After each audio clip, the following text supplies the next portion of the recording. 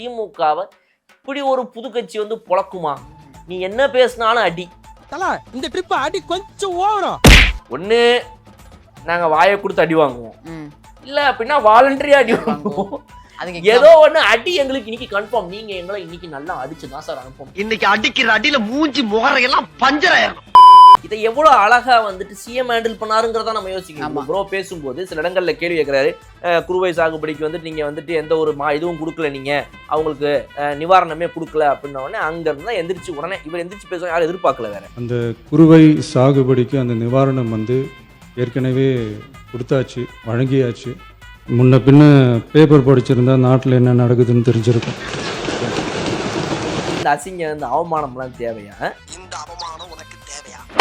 ஆனா மரியோஜன் அதுக்கு சொன்ன ரிப்ளை தான் சார் பயங்கரமா இருந்துச்சு. ஏன் அதை நிறுத்துறீங்க, இதை ஆட் பண்ணிக்கோங்க சார். தமிழ்நாட்டுல ஒருத்தர் மேல இருக்கிற கடன்லயும் உங்க அப்பா இருக்காருன்னு சொல்லி சொல்லுங்க. தமிழ்நாட்டில் இருக்கிற ஒவ்வொரு தலைமையிலையும் 1,28,000 கடன் விட்டது போனது நீங்க தான். அங்கதான் அவர் தேடணும்னு நினைக்கிறேன் நானு. ஒரே போர்டு ஒவ்வொருத்தங்க தலையிலையும் 1,28,000 ரூபாய் ஏத்தி விட்டு போயிருக்கீங்க சார் அப்படின்னு கொந்தளிக்கிறாங்க.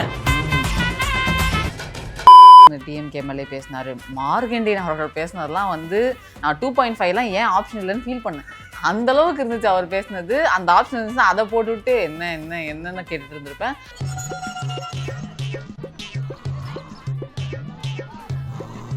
சார் தூங்கிட்டா சார்.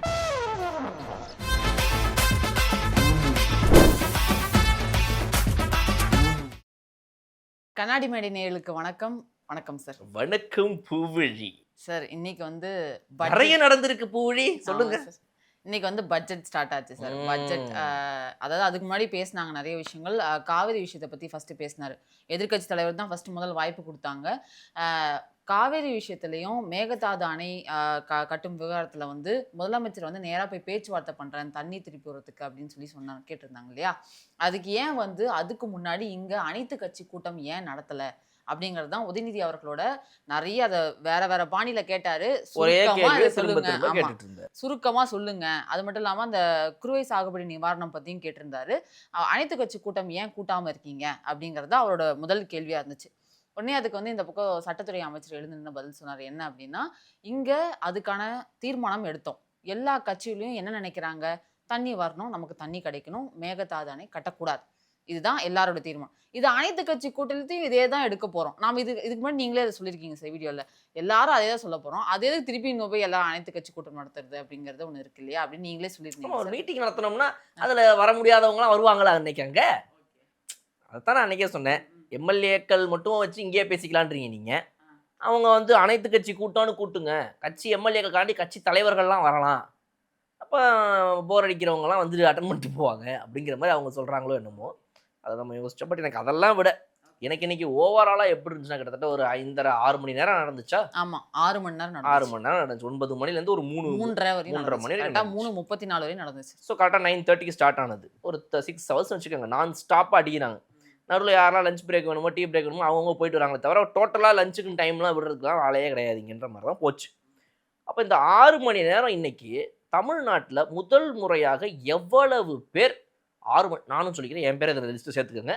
6 மணி நேரம் இதுதான் முதல் முறையாக தொடர்ந்து ஃபுல்லாக ஒரு டேல நடக்கிறத கவனிக்கிறேன். நீங்களுமா? ஸோ அப்போ இது போல் இவ்வளவு பேர் இன்னைக்கு அரசியல் படுத்தப்பட்டு உள்ளே வந்திருக்கிற நேரத்தில் தான் இந்த போர் அடிச்சா ஒருத்தவங்களை வர சொன்னேன்ல, அந்த லிஸ்ட் ஒரு 3 பேர் இருப்பாங்க, அதில் ஒருத்தவங்களை வர சொல்லுங்க. மதிவதனி அவங்க வந்துட்டோம். முதல் என்னது அதாவது மே 4க்கு பிறகு உயிர் தெழுந்தவர்களெல்லாம் பேசவே கூடாது திமுகவை பற்றி தானே? ஆமாம். சரி 4க்கு அப்புறம் உயிர் தெழுந்துக்கிறாங்களா இவங்க? அப்போ இந்த மாதிரி இதை வந்து மக்கள் அடிக்கடி நோட் பண்ணிக்கணும். இவங்கெல்லாம் வந்து என்ன மாதிரி மக்களை நினைக்கிறாங்கன்னு. இன்னைக்கு மே 4ஆம் தேதிக்கு அப்புறம் உயிர் தெழுந்தவர்களாக அவர் மதிவதனி அவர்கள் சொல்லுவார். இந்த மக்கள் தான் இன்னைக்கு உட்காந்து ஒரு யூடியூப் லைவ்ல பார்த்தோம்னா ஒவ்வொரு சேனல்லையும் 27K லைவ் வாட்சிங், 22K வாட்சிங். ஆமாம். சரி, ஓகே, இவங்கெல்லாம் இன்னைக்கு உயிர் தெழுந்துருக்குறாங்க. தினம் வந்து அரசியலுக்குள்ள இப்போ வந்துட்டு கிரிக்கெட்டுன்ற ஒரு கேமை இன்னைக்கு திடீர்னு ஒருத்தன் ப்ராக்டிஸ் பண்ணுறதுக்காக போய் இன்னைக்கு அவங்க அப்பா சேர்த்து விட்டுருப்பாரு. நேற்று வரலேருந்து சச்சின் காலத்துலேருந்து கிரிக்கெட் தெரிஞ்சவங்க தான் நான் பேசுவேன். இன்னைக்கு கிரிக்கெட் ஆட தெரிஞ்சவன்றான் நான் இன்னைக்கு கற்றுக்க போகிறேன் நான் பேச மாட்டேன்டா அப்படின்னு ஒருவேளை இப்போ இந்தியா கேப்டனாக இருக்கிறவர் வந்து திமிரா பேசினார்னா சுப்மன் கில்லு, இந்த 7 வயசு பையன் இப்போ ப்ராக்டிஸ்க்கு போக ஆரம்பிச்சிருக்கிறான்ல இன்னைக்கு காலையில், அவன் இன்னொரு ஒரு 15 வருஷம் கழிச்சு இல்லை ஒரு 10 வருஷம் கழிச்சு இப்போ தான் 14 வயசுலேயே ஆடிட்டு இருக்கிறாப்புல தம்பிங்கெல்லாம். அதனால் வந்து இந்த 7 வயசு பையன் நாளைக்கு 17 வயசில் வந்து இந்தியன் நேஷனல் டீமில் விளையாட ஆரம்பிச்சிடுவான். அந்த பையன் வந்து ஒரு ஐபிஎல் டீமில் விளையாடும்போது ஆப்போசிட்டில் அன்றைக்கி கொஞ்சம் வெள்ள முடியோட சுப்மன் கில் வந்து ஒரு 36 வயசில் அன்றைக்கி பார்த்தீங்க அப்படின்னா இன்னொரு டீமில் விளையாடிட்டு இருக்கிற பிளேயராக இருப்பார். போட்டு இந்த பையன் சொல்லி அவரை விக்கெட் எடுப்பான். நீ பெரிய வித்தக்காரனாக இருந்தாலும் இன்றைக்கி நான் போடுற இந்த பாலுக்கு பதில் சொல்கிறா அப்படின்னு அந்த பையன் சொல்லுவான். அதனால் லைஃப் அப்படி தான் மாறிட்டே போகும். நம்மளை விட ரொம்ப சின்னவன் புதுசாக வந்திருக்கிறான் இவன்லாம் என்னை கேள்வி கேட்கக்கூடாதுன்ற நினைக்கிற அந்த மனப்பான்மையை உடைக்கக்கூடிய திமுகவுக்கான டேவாக தான் இன்றைக்கி நான் பார்க்குறேன். அது மக்கள் வந்து இவ்வளோ பேர் லைவ்ல உட்காந்து பார்த்ததா இருக்கட்டும், அதோட இவ்வளோ இன்ட்ரெஸ்டடாக உட்காந்து அதை கவனித்து கேட்டு இப்படிலாம் நடக்குமா, ஓகே இவங்க பேசலாம், எப்போ தடுக்க முடியும், எப்போ பேச முடியும், எப்போ ஒரு சபாநாயகர் உள்ளே வரலாம், எப்போ வந்து பேரவைத் தலைவர் பேச்சை மீறி இவங்க பண்ண முடியாது, எப்போ அவர் அவை குறிப்பிலிருந்து நீக்கிறாரு, என்னென்ன வார்த்தைகளை நீக்கிறாரு, அப்போ வந்துட்டு ஒரு அவை முன்னவர்ன்றவர் வந்துட்டு ஆளுங்கட்சியில் இருக்கும்போது அவர் வந்து எந்தெந்த நேரங்களில் குறுக்கிடுறாரு, எப்போ கரெக்டாக வந்துட்டு இது மாண்பை மீறி இதை தடுக்கணுன்றதை எப்போ அவர் வந்துட்டு வலியுறுத்துறாரு. இப்படி ஒவ்வொரு விஷயங்களுடைய இந்த ப்ரொசீடிங்ஸை மக்கள் தெரிஞ்சுக்கிறதுக்கு நீங்கள் பயன்பாடாச்சுங்க. இதுதான் நான் பார்க்குற மிக முக்கியமான 2 விஷயங்களில் முதல் விஷயம். ஸோ அப்படிப்பட்ட அந்த மாதிரி ஒரு முன்னெடுப்பு இன்னைக்கு வந்து எல்லாருக்கும் தேவைப்படுது. பேசிக்காகவே காலேஜில் ஸ்கூலில் எஜுகேஷனில் பொறுத்தவரைக்கும் என்னுடைய ஐடியா எப்போவுமே தனிப்பட்ட முறையில் வந்துட்டு நீங்கள் ஃபிசிக்ஸு கெமிஸ்ட்ரி மேக்ஸு இதெல்லாம் சொல்லிக் கொடுக்குறது வந்துட்டு இன்றைக்கி எல்லாருமே ஒன்றும் போயிட்டு ஃபிசிஷியனாக ஆக போகிறது கிடையாது. அப்துல் கலாம் அவர்கள் ஐயா மாதிரிலாம் ஆக போகிறது இல்லை. எல்லாரும் மேக்ஸை படித்து ராமானுஜன் கண்டுபிடிச்ச மாதிரி இவங்க ஏதோ பெருசாக விஞ்ஞானம்லாம் ஒன்றும் கண்டுபிடிக்க போகிறது கிடையாது. அப்போ இதில் சொல்கிறேன், மேக்ஸ் கணிதத்தில் சொல்கிறேன். அப்போ அந்த மாதிரி ஒவ்வொருத்தவங்களும் அந்தந்த ஃபீல்டில் ஸ்பெஷல் ஆகணுன்ற அவசியம் கிடையாது. எது தெரியுமோ அதை படித்தாலே ஒன்று போதுன்றதான் ஒரு கட்டத்துக்கு மேலே ஒரு 8th 9th மேலே இவன் ஃபிசிக்ஸ் வரலையா கெமிஸ்ட்ரி வரலையா வெறும் மேக்ஸ் சொல்லி கொடுப்போது இவன் மேக்ஸில் பெரிய ஆளாக வந்தால் குரூப் செலக்ட் பண்ணி போகிறது அவ்வளோதான். அது 11th 12th மேலே போயிட்டு தான் அப்படின்னு அவசியம் இல்லை. காலேஜில் போய் தான் பிஎஸ்சி மேக்ஸ் படிக்கணும் அவசியம் இல்லை. மேக்ஸ் அவன் 8th படிக்கலான்றது என் ஐடியா தனிப்பட்ட முறையில். பட் எல்லாத்தையும் தாண்டி எதை ரொம்ப அவசியமாக மக்கள் படிக்கணும் அப்படின்னா சட்டம். எல்லாருக்கும் லா தெரிஞ்சிருக்கணும். லா அப்படிங்கிறது வந்து லா படித்தவங்களுக்கு தான் தெரியணுன்ற அவசியம். லா வந்து யாருக்கு இருக்கலாம் அப்படின்னா லாவை எங்கெங்கெல்லாம் எப்படிலாம் அப்ளை பண்ணலாம். ஒரு அட்வொகேட்டாக நாளைக்கு நான் போய் வாதாடணும் அப்படின்னா இந்த மேட்டரை இப்படிலாம் வாதாடலாம் ஒரு கோர்ட்டில், இந்த லாவை இப்படிலாம் அப்ளை பண்ணலான்னு கற்றுக்கிறதுக்கு வேணால் 5 வருஷம் லா போய் இன்டெகிரேட்டட் படிச்சுட்டு 12th முடிச்சுட்டு. ஆனால் இப்படி ஒரு சட்டம் இருக்குங்கிறத தெரிஞ்சுக்கிறதுக்கான அந்த பேசிக் லா வந்துட்டு அகாடமிக்ஸ்குள்ளே வந்தே ஆகணுங்க. அதுதான் என்னுடைய ஐடியா. ஸோ அது மாதிரி லாவும் சரி, ஒரு பார்லிமெண்ட்டுடைய ஹேப்பனிங் அதுலேயே வந்துடும். உங்களுக்கு லாலே எல்லாமே வந்துடும். ஒரு ஆக்ட்லேயே இருக்கும் உங்களுக்கு வந்துட்டு இந்த லெஜிஸ்லேச்சர் அவங்களுடைய மெம்பர்ஸ் ஆக்ட்னு இருக்கும், ஒரு ரெப்ரசன்டேட்டிவ்ஸ் ஆக்ட்னு இருக்கும். இந்த மாதிரிலாம் ஒவ்வொன்றையும் படிக்கும்போது ஒரு எம்எல்ஏக்கு என்ன இது, அவர் என்ன பண்ணுவார், பார்லிமெண்ட்டில் உள்ளே எப்படி நடக்கும், லோக்சபாவுடைய இது என்ன, ராஜ்யசபாவோடது என்ன, ஒரு அசம்பிளிக்குள்ளே இருக்கிற ரூல்ஸ் அண்ட் ரெகுலேஷன்ஸ்னு அந்த ஆக்ட் எடுத்து படிக்கலாம். ஸோ இப்படி எல்லாத்தையுமே முதல்ல மக்கள் தெரிஞ்சுக்க வேண்டிய ஒரு அவசியம் இருக்குது. அந்த வகையில் இது வந்து ஒரு பெரிய அகடமிக்காக தான் நான் இன்றைக்கி டேவை பார்க்குறேன். இந்த மாதிரி இன்னும் பல நாட்கள் மக்கள் இதை கவனிப்பாங்க. இன்னும் அவங்க வந்து ரொம்ப நல்லா இந்த ஜென்ரேஷனில் இருக்கிறவங்க, நம்ம தாத்தா அப்பாங்க உட்காந்து நியூஸ் பார்க்குறதெல்லாம் காலத்தில் வந்துட்டு சீன்னு சொன்னவங்கலாம் இன்றைக்கி உட்காந்து ஃபோனில் ஃபுல்லாக உட்காந்து கவனிக்கிறாங்கன்றது வந்து நல்ல விஷயம். இது ஃபர்ஸ்ட் விஷயம். 2வது விஷயம் கொஞ்சம் சீரியஸாக பேசிட்டோம்ல, அதனால் ஐயையோ என்ன அம்மம்மா என்ன திமுக காரன் யார் தெரியுமா? திமுகவின் அரசியலுக்கு முன்னாடி நீங்களாம் ஏமாத்துறோம். ஒரு திமுக காரன் மைக்க பிடிச்சி பேசினான்னா அண்ணல் பறக்கும், அவதூறா வரும். நீங்க வேற அனல்லாம் அவங்க சொல்றது அவங்க போய் பேசுவாங்க. திமுக காரன் மைக்க பிடிச்சி நின்று பேசினா எதிர்த்து பேச இவன் கிடையாது, அவன் கிடையாது. அன்னைக்கெல்லாம் அண்ணா அவர்கள் பேசினார், உடனே ஏன்டா அவர்கிட்ட போய் நீங்க என்ன பண்ணீங்க அதை சொல்லவே மாட்டாங்க திமுக காரங்க. ஆமா, இன்னைக்கு நடந்துச்சு நிறைய. அன்னைக்குமா ரைட். ஓ எம்எல்ஏக்கலாம் நான் பொதுவா திமுக அவனுங்க இவனுங்கன்னு சொல்றது வந்து நான் இந்த தொண்டர்களை இந்த ஆன்லைன்ல இருக்கிறவங்கள சொல்றேன், ஆன்லைன் தொண்டர்கள் அவங்கள சொல்றேன். அந்த மாதிரி கதறுவாங்க, அண்ணா யார் தெரியுமா, அண்ணா அன்னைக்கு உட்காந்து பேசினார்னா நாங்கள் உட்காந்து கேட்போம். இன்னைக்கு இருக்கிற உங்கள் தலைவர்கள் பேசுறது கேட்க முடியாது, அதனால நாங்கள் எங்கே கேட்க மாட்டேங்கிறோம். அதை நீங்களே இப்போ ஒத்துக்கிறீங்களா? அண்ணா பேசுறது கேட்குற மாதிரி இருந்துச்சு, நீங்கள் பேசுறது கேட்குற மாதிரி இல்லைன்னு. இப்போ அந்த மாதிரி தான் இருந்துச்சு. இப்போ சட்டசபைக்குள்ளே போனான்னா ஒரு திமுக காரன் கேட்குற கேள்விக்கு பதில் சொல்ல முடியாது அப்படின்னு சும்மா எச்ராஜா டோன் எடுத்தேன். பட் விஷயம் டிஎம்கே தான். ஓகே அப்படிப்பாங்க. உள்ளே போய் பார்த்தா சின்ன சின்ன பசங்க பொடி பசங்க போட்டு அடி அடிக்கிறாங்க. சரியான அடி ஸ்மேக்காக போடுறாங்க. அண்ணே நீங்கள் தானே ரொம்ப இருக்கிறதுல மூத்தவராக இருக்கீங்க, வாங்கண்ணே உங்களுக்கு அண்டர்டேக்கர் ஸ்மேக்ண்ணே வச்சுக்கோங்க. Senior most sir, senior most உங்களுக்கு வந்து ட்ரிபிள் ஸ்மேக்.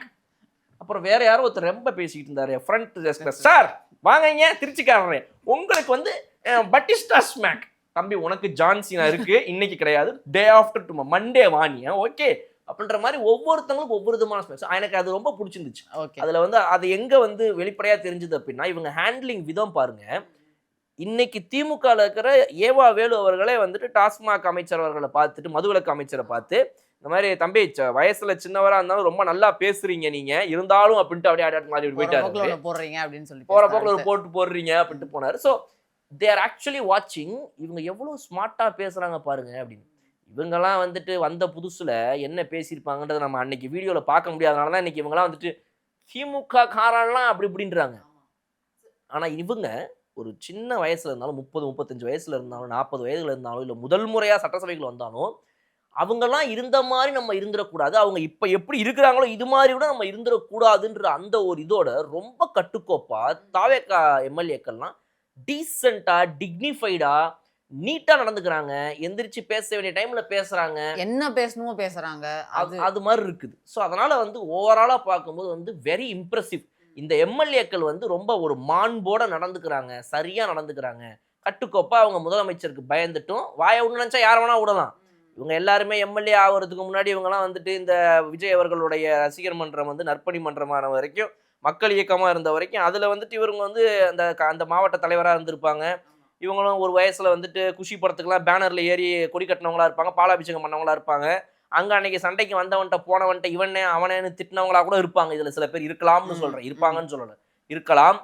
அதெல்லாம் தாண்டியுமே இன்னைக்கு இங்க நான் வந்திருக்கேன்னா இந்த இடத்துல நான் எப்படி நடந்துக்கணுன்ற அந்த ஒரு மாண்பும் டிக்னிட்டியும் கிளாஸா வந்து நடந்துக்கிறாங்க. ஒரு ஃபர்ஸ்ட் டைம் உள்ள வரவங்க இவ்வளோ இதுவா கட்டுக்கோப்பா நடந்துக்கிறதுன்றது ஃபர்ஸ்ட் பிரில்லியண்டான ஒரு மேட்டர். ஸோ இதுதான் இன்னைக்கு நான் கவனிச்ச முக்கியமான 2 விஷயங்கள்னா, ஒரு பக்கம் மக்களுடைய அப்சர்வேஷன் அவங்க கத்துக்கிறது, இன்னொரு பக்கம் திமுகவை இப்படி ஒரு புது கட்சி வந்து பொழக்குமா, நீ என்ன பேசினாலும் அடி, என்ன பேசினாலும் பதிலடி, எதுக்குமே வந்துட்டு இன்னைக்கு பதிலடி, இதுக்கு பதில் இருக்கா அப்படின்னு எதையாவது ஒன்று தேடி தேடி இவங்க எடுத்து இன்னைக்கு ஊப்பிங்கெல்லாம் போட்டுக்கிட்டு இருப்பானுங்க. அது ஜோக்கா இருக்குன்னு வச்சுக்கோங்க. பட் எல்லாத்துக்குமே வந்து தரமான பதில்களை டக்கு டக்கு டக்கு டக்குன்னு கொடுத்ததாக இருக்கட்டும், எந்திரிச்சு அப்பப்பவே கட் பண்ணி அப்ரப்டா அடிச்சதாகட்டும், 15-20 நிமிஷம் விட்டு ப்ராப்பரா அடிச்சதாக இருக்கட்டும், இல்லைன்னா சில நேரங்களில் திமுக காரங்களே வந்து ஆமா ரொம்ப நம்ம மார்கண்டேயன் என்ன இன்னைக்கு வந்ததுல இருந்து ஒரு பயம் நம்மளை திட்டவே மாட்டேங்கிறாங்க, நம்ம கோவப்பட மாட்டேங்கிறாங்க. அவராகவே எந்திரிச்சுன்னு அவர் கிடைச்ச டைம்ல பேசும்போது நான் சிறைக்கு சென்று வந்ததற்கு கூட அப்படின்னு அப்படி டக்குன்னு உடனே சட்டத்துறை அமைச்சர் எந்திரிச்சிட்டாரு. சிறைக்கா யாரா அது, அட மார்க்கு அப்படி டக்கு நம்ம சிடிஆர் எந்திரிச்சிட்டு மாண்புமிகு உறுப்பினர் அவர்கள் வந்துட்டு இதுக்கு போனதாக சொல்றாரு. அவர் மீது நடவடிக்கை எடுக்கணுங்கிறதையும் நாங்கள் அவைத்தலைவர் வாயிலாக கேட்டுக்கொள்கிறேன். சிறைக்கதவுகளுக்கு பின்னால் மீண்டும் இந்த அவையிலே நான் வந்து பேசுவதற்கான ஒரு பெரு வாய்ப்பு கிடைத்திருக்கிறது. உறுப்பினர் அவர்கள் அவர் ஏதோ சிறை கதவுக்கு பின்னால் இருந்து வந்ததாக தெரிவித்தார். வழக்கு நிலுவையில் இருக்கும்பொழுது அதை பத்தி பேச வேண்டாம் என்பது. அது போக மேலும் ஒரு விஷயம், மாண்புமிகு உறுப்பினர் அவர்கள் வந்து இந்த அவை குறித்தும் முதலமைச்சர் குறித்தும் பொதுவெளியில் கடந்த மாதம் அவதூறாக மோசமாக பேசியிருந்தார். அது குறித்து முதலமைச்சர் குறித்தும் இந்த அவை குறித்தும் தேவையற்ற பேச்சுக்கள் அவர் பேசியதால் அவர் மீது நடவடிக்கை எடுக்க வேண்டும் என்று கேட்டு, ஒண்ணு நாங்க வாயை கொடுத்து அடி வாங்குவோம், இல்ல அப்படின்னா வாலண்டரியா அடி வாங்குவோம். ஏதோ ஒண்ணு அடி எங்களுக்கு இன்னைக்கு கன்ஃபார்ம். நீங்க எங்களை இன்னைக்கு நல்லா அடிச்சுதான் சார் அனுப்பணும். எங்கேயுமே எதுலையுமே பேட்டில் இது வந்து ஒரு திமுகவுடைய சீனியர் அதெல்லாம் பார்க்காதீங்க சார். ஓகே, உங்க இஷ்டத்துக்கு நீங்க பண்ணுங்க. அதெல்லாம் எங்க மேல தப்பு இருக்கும்போது அடிக்கிறது இல்லை சார். மக்களே அடிச்சுட்டு போயிட்டாங்க. 59 தொகுதியில மட்டும் ஜெயிக்க வச்சுட்டு 180-190 தொகுதியில் எங்களை தோக்க வச்சிருக்காங்க. மானங்கட்ட ஒரு மக்கள் அவங்க மேல பழிய தூக்கி நாங்க போட்டுக்கிட்டு இருக்கிறோம். ஆனா நீங்க எங்களை விடக்கூடாது சார், ப்ளீஸ் ப்ளீஸ் அதெல்லாம் எங்களை பார்க்காதீங்கன்ட்டாங்க. அதுக்கேற்ற மாதிரி தாவேக்கா இன்னைக்கு அசம்பிளி நடக்க போகுது, பட்ஜெட் மீதான விவாதம் இருக்க போகுது அப்படின்னு எனக்கு பயங்கர கியூரியஸாக இருந்துச்சு. ஏன் அப்படின்னா, ஒரு வாரத்துக்கு முன்னாடி உதயநிதி அவர்கள் சொன்னது தான் சார். என்ன சொன்னார்னா, நாங்கள் வந்து எம்எல்ஏக்களை வந்து அறிவாலயத்துக்கு வாங்க, நிறைய கொஷின்ஸ் ப்ரிப்பேர் பண்ணுங்க, நிறைய கேள்வி கேளுங்க அப்படின்னு சொல்லிட்டு நாங்கள் ப்ரிப்பேர் பண்ணுறதுக்கு ஒரு வாரத்துக்கு முன்னாடி அவங்க ஸ்டார்ட் பண்ணிட்டாங்க அப்படிங்கிற மாதிரி சொல்லியிருந்தாங்க. சரி, நான் வந்து பயங்கரமாக நீ கேட்க போகிறாங்க, 75 வருஷ கட்சி என்ன இருந்தாலும் ஏதாவது ஒரு இடத்துல வந்து செக் வைப்பாங்க அப்படிலாம் யோசிச்சேன் சார். ஆனா அந்த மாதிரிலாம் ஒண்ணுமே கிடையாது.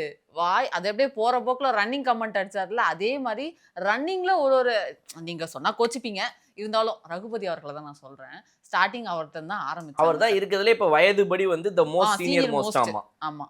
அவர் வந்து ஃபர்ஸ்ட் எழுந்தார் சார். எழுந்த உடனே வந்து எல்லாருக்கும் நன்றி அப்படின்னு சொல்லி, முக்கியமாக கலைஞர் அவர்களுக்கு நன்றி, அவரோட நினைவு நாள் இன்னைக்கு அப்படின்னு சொல்லிட்டு, உதயநிதி ஸ்டாலின் அவர்களுக்கு, கே நேரு, கொறடா எல்லாருக்குமே வணக்கம் சொல்லிட்டு, தமிழக மக்களுக்கு வணக்கம், என்னோட சட்டமன்ற தொகுதி மக்களுக்கு வணக்கம்னு சொல்லிட்டு, பட்ஜெட்டுன்னு வரும்போது பட்ஜெட்டில் என்ன இந்த மாதிரி நிதி ஒதுக்கி இருக்கீங்களேன்னு கேட்கணும். அவர் என்ன தெரியுமா சார் கேட்டார்? பட்ஜெட்டுக்கு போகும்போது வந்து மரியவல்சன் அவர்கள் வந்து ஜபமாலை எடுத்துட்டு போறாரு, வினோத் அவர்கள் வந்து திருப்பதி லட்டு எடுத்துட்டு போய் உட்காந்து, இதெல்லாம் தேவையா? இது தேவையில்லாத விஷயம். அது ஸ்டார்ட் பண்ணாரு. ஸ்டார்ட் பண்ணிட்டு நிறைய விஷயங்களை பேசினார் சார். அப்படி பேசும்போது நிறைய தகவல்களை நாங்கள் சோஷியல் மீடியாவில் பார்க்குறோம். என்ன அப்படின்னா, பிரவீன் சக்கரவர்த்தி அவர்கள் அவர் வந்து கொள்கை முடிவுல அவர் எடுக்கிறாராமே, இந்த மாதிரி இந்த ஆர்டிக்கல் வந்துட்டு இருந்துச்சு அப்படின்ற மாதிரி கேட்டாங்க. உடனே சோஷியல் மீடியாவில் பார்க்குறோம். சோஷியல் மீடியா தான் சொல்றாரு ஃபர்ஸ்ட். சோஷியல் மீடியா தான் சொன்னார். இந்த மாதிரி வந்துட்டு பிரவீன் சக்கரவர்த்தி அவர்கள் காங்கிரஸ் சேர்ந்தவர் வந்துட்டு அவர் தான் இங்க எல்லாமே இது பண்ணாரு. ஆமா, முக்கியமா அந்த ரெவென்யூ ஆகுமெண்டேஷன் கமிட்டியை தான் அவர் எக்ஸாம்பிளா சொல்றாரு. அந்த கமிட்டி ஆரம்பிக்கிறதுக்கு தான் அவர்லாம் வந்து சில வேலைகள்லாம் பார்த்தாராமே அப்படின்னு சொன்னோடனே காங்கிரஸ்ல இருந்து எந்திரிச்சிட்டாரு விஸ்வநாதன் அவர்கள், உயர்கல்வித்துறை அமைச்சர். எந்திரிச்சிட்டு அவையில இல்லாததை பத்தி பேசாதீங்க, அது வந்து மரபு கிடையாது அப்படிங்கிற விஷயத்த சொல்லிடுறாரு. சொன்ன உடனே மரியவல்சன் அவர்கள் எந்திரிச்சாரு. மரியவல்சன் அவர்கள் எந்திரிச்சு இந்த மாதிரி சோஷியல் மீடியாவில் பார்க்குறதெல்லாம் வச்சு இங்கே வந்து பேசலாங்களா? நீங்கள் வந்து இருக்கிறதுலே வந்து மூத்தவர், இங்கே இருக்கிறதே சீனியர் மோஸ்ட்டு, நீங்கள் வந்து இப்படி சோஷியல் மீடியாவில் பார்த்தேன், இங்கே பார்த்தேன், அங்கே பார்த்தேன்லாம் வந்து சொல்லலாமா? ஒரு ப்ராப்பராக ஜியோ பாஸ் பண்ணியிருக்கா எங்கள் முதலமைச்சர் சொன்னாரா? அஃபிஷியலாக வந்துச்சா? ஜியோ வராமல், ஒரு கவர்மெண்ட் ஆர்டர் வராமல், கெசட்டில் வராமல் நீங்கள் அதை வச்சு எப்படி சார் நீங்கள் பேசிட்டு இருப்பீங்க? எனக்கு புரியவே இல்லை. நீங்கள் இவ்வளோ பெரிய இவங்கெல்லாம்ன்றீங்க, நீங்கள் இது கூடவா தெரியலன்ற மாதிரி ஒரு அடியை போட்டார். சீனியர் மோஸ்ட் ஃபர்ஸ்ட் எடுத்தோடனே அடிச்சிட்டார். சீனியர் மோஸ்ட் இந்த ஹவுஸ் அவர் சொல்லியிருக்காங்க. உடனே அங்கதான் சம்பவம். ஆமா, விஸ்வநாதன் அவர்கள் முன்னாடி சொல்லியிருந்தாரு, அவர் எந்த அபிஷியலான பதவியிலுமே கிடையாது அரசாங்கத்துல, அதையும் தெளிவுபடுத்திக்கிறோம் அப்படின்ற மாதிரி சொல்லியிருந்தாரு. உடனே அதுக்கு அவர் வந்துட்டு சோசியல் மீடியால பொய் செய்திகள் போட்டதுனால தான் நீங்க அங்க இருக்கீங்க, நாங்க இங்க இருக்கோம் அப்படின்னாரு. அந்த சோசியல் மீடியாவுல பொய்யா போட்டு தானேங்க நாங்க இங்க உட்கார்ந்துருக்கோம், நீங்க அங்க உட்கார்ந்துருக்கீங்க. சோசியல் மீடியாவுல வந்தனாலதான் இப்படி வந்து சொன்னேன். சோசியல் மீடியா எல்லாமே கையில் வச்சிருந்தனால நீங்க அங்க இருக்கிறீங்க, நான் இங்க இருக்கிறேன். சோசியல் மீடியா எங்களுக்கு இல்ல, உங்களுக்கு தான். உடனே அவை முன்னவர் எந்திரிச்சிட்டு அந்த சோசியல் மீடியாவோட கையில வச்சிருந்தாலும் தான் நீங்க அங்க இருக்கீங்க, நாங்க இங்க இருக்கோம். அவர் கரெக்டா டக்குனு பஞ்ச் போட வரல. என்ன சொல்ல வந்திருக்காரு அவர்னா, அந்த சோசியல் மீடியாவை வச்சுக்கிட்டு கூட தான் நீங்க தோத்து போயிருக்கீங்க, நாங்க எங்க அதை வச்சுக்கிட்டு தோத்து ஜெயிச்சு வந்தோம், நீங்க தான் அதை வச்சுக்கிட்டு கூட தோத்து போயிருக்கீங்க. எங்களுக்கு முன்னாடியே அதை ஆரம்பிச்சுட்டு இத்தனை வருஷமா பெண்ணுங்கிற அந்த நிறுவனம், அவர் பேர் அங்க அதெல்லாம் உள்ள கொண்டு வரக்கூடாதுன்னு நினைச்சிருப்பாரு போல, அதனால இப்படி சொல்லிட்டாரு.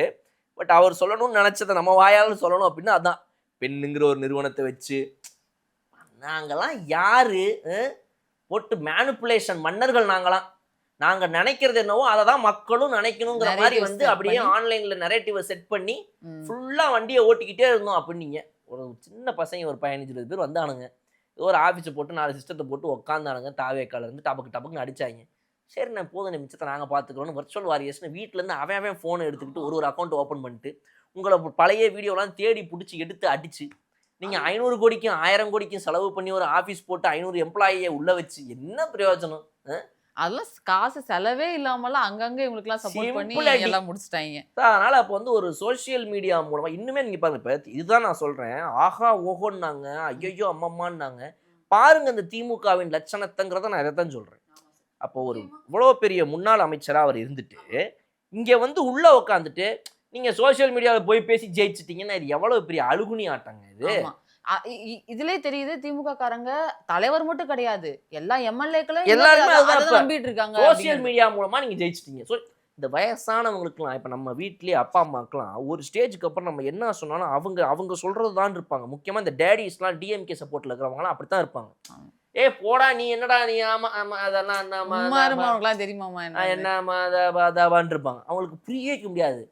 அப்பா திமுக தோத்துருச்சுப்பா, போடா இப்பதான் பார்த்தேன் சன் டிவியில போடுறாங்க, இன்னும் முன்னிலையில தான் இருக்குதாம்மா அப்படின்னு அவங்க அந்த வேர்ல்டுலேயே இருப்பாங்க. அக்செப்டன்ஸுக்கே வர மாட்டாங்க, டினையல் மோட்லேயே லைஃப் ஓட்டிடுவாங்க. ஸோ அந்த மாதிரி இப்போ இவர் பாருங்க, இந்த ஒரு ஏஜில் இருக்கிற ஒரு one of the senior most ஒரு எம்எல்ஏங்கும் போது முன்னாள் அமைச்சராக இருந்திருக்கிறாரு. இவரெல்லாம் பல துறைகளுக்கு டக்குன்னு அஃபண்ட் ஆயிடுறாரு. தாங்கிக்க முடியல, சின்ன பசங்க போட்டு பொழக்குறாங்களே, வாட் இஸ் திஸ் அப்படின்னு அவரால் அதை ஏற்றுக்க முடியல. ஆமா, நீங்க எங்களுக்கு அப்போ இவங்க ரொம்ப எல்லாரும் அட்டாக் பண்ண ஆரம்பிச்சிட்டாங்க. எல்லாம் ஒவ்வொருத்தங்களும் எந்திரிச்சு நின்று எப்படி பேசணும்னு பார்த்துக்கோங்க. ராஜ்மோகன் அமைச்சர் வேற எந்திரிச்சிட்டாரு, அவரும் எந்திரிச்சிட்டு இந்த மாதிரி வந்து நியூஸ் பேப்பரில் பார்த்தேன், இதில் பார்த்தேன், அதில் பார்த்தேன், இதெல்லாம் என்னங்க இது, ஒரு ப்ராப்பர் இதோட வச்சு வந்து பேசுங்க. அவர் வந்து அவதூறாக பேசிட்டு இருக்காரு. அவர் வந்து எதையுமே வந்துட்டு ஒரு ப்ராப்பராக வந்து அந்த அரசியல் தான் பேசுறாரு. அவர் எதையுமே வந்துட்டு ஒரு ஒரு முன்னெடுப்போட பேச மாட்டேங்கிறாரு. இப்ப தங்கம் தென்னரசு அவர்கள் எடுத்துக்கோங்க. அவர் ரொம்ப வந்து எடுத்ததெல்லாம் வந்து நாங்களாம் நோட்ஸ்லாம் எடுத்துக்கிற அளவுக்கு Datas சில நிறைய விஷயங்களெல்லாம் பேசினாரு. பேசினாரு. அப்ப எங்களை போன்ற இளைய ஒரு எம்எல்ஏக்களுக்குலாம் வந்து இது ரொம்ப யூஸ்ஃபுல்லா இருந்துச்சு. நாங்க நோட்ஸ் பண்ணிக்கிட்டோன்றத ஓப்பனா சொல்றாரு ராஜ்மோகன் அவர். அதையே நம்ம பாராட்டணும் ஃபர்ஸ்ட். அப்ப அந்த இடத்துல அந்த பாராட்டுமே சொல்லிட்டு அது போல இருந்தா பரவாயில்ல. நீங்க பேசுறதெல்லாம் வந்து இப்படி பேசுனீங்கன்னா இதை நான் எப்படிங்க நாங்க இதெல்லாம் என்ன பண்ண முடியுன்ற மாதிரி ரொம்ப கலாச்சோன்னே, நாங்க எப்படி பேசணும் என்று இவர்கள் எங்களுக்கு சொல்லித்தர வேண்டியதில்லை அவைத் தலைவர் அவர்களே அப்படி சொல்லித்தர வேண்டிய அளவுக்கு நீங்க நடந்துக்கிறீங்களே, என்னது இது? சின்ன பசங்கன்றீங்க. சின்ன பசங்க உங்களுக்கு சொல்லித்தர அளவுக்கு நறுக்குன்னு கொட்டுற அளவுக்குலாம் இப்படி வந்து பேசலாமா? டீசெண்டா நம்ம மரியாதை நம்ம காப்பாத்திக்கணும். அப்ப இந்த மாதிரி இடங்கள்ல தான் இந்த போன்ற எம்எல்ஏக்களுக்கு என்ன தோணணும்னா, நம்ம பாலிடிக்ஸ் வந்து அவுட்டேட் ஆயிட்டோம்யா. இனிமேல சட்டசபையில போயிட்டு இந்த 0.5x ஸ்பீட்ல இப்ப நம்ம இந்த இன்னைக்கெல்லாம் எவ்வளவு நேரம் பார்த்தோம்? ஆமா 2x. இப்ப இந்த தாவேக்கா தரங்க பேசுறதெல்லாம் 1xல பார்க்கலாம். ஆமா நார்மல் ஸ்பீடு. ஆமா இவங்க பேசுறதெல்லாம் 2x ஸ்பீட்ல பார்க்க வேண்டியது இருக்கு. ஆமா சார். முக்கியமா அவர் ரகுபதி பேசினது, கார்த்திகேயன் டிஎம்கே எம்எல்ஏ பேசினாரு, மார்கண்டேயன் அவர்கள் பேசினதெல்லாம் வந்து நான் 2.5லாம் ஏன் ஆப்ஷன் இல்லைன்னு ஃபீல் பண்ணேன். அந்த அளவுக்கு இருந்துச்சு அவர் பேசினது. அந்த ஆப்ஷன் இருந்துச்சுன்னா அதை போட்டுவிட்டு என்னென்ன கேட்டுட்டு இருந்திருப்பேன்.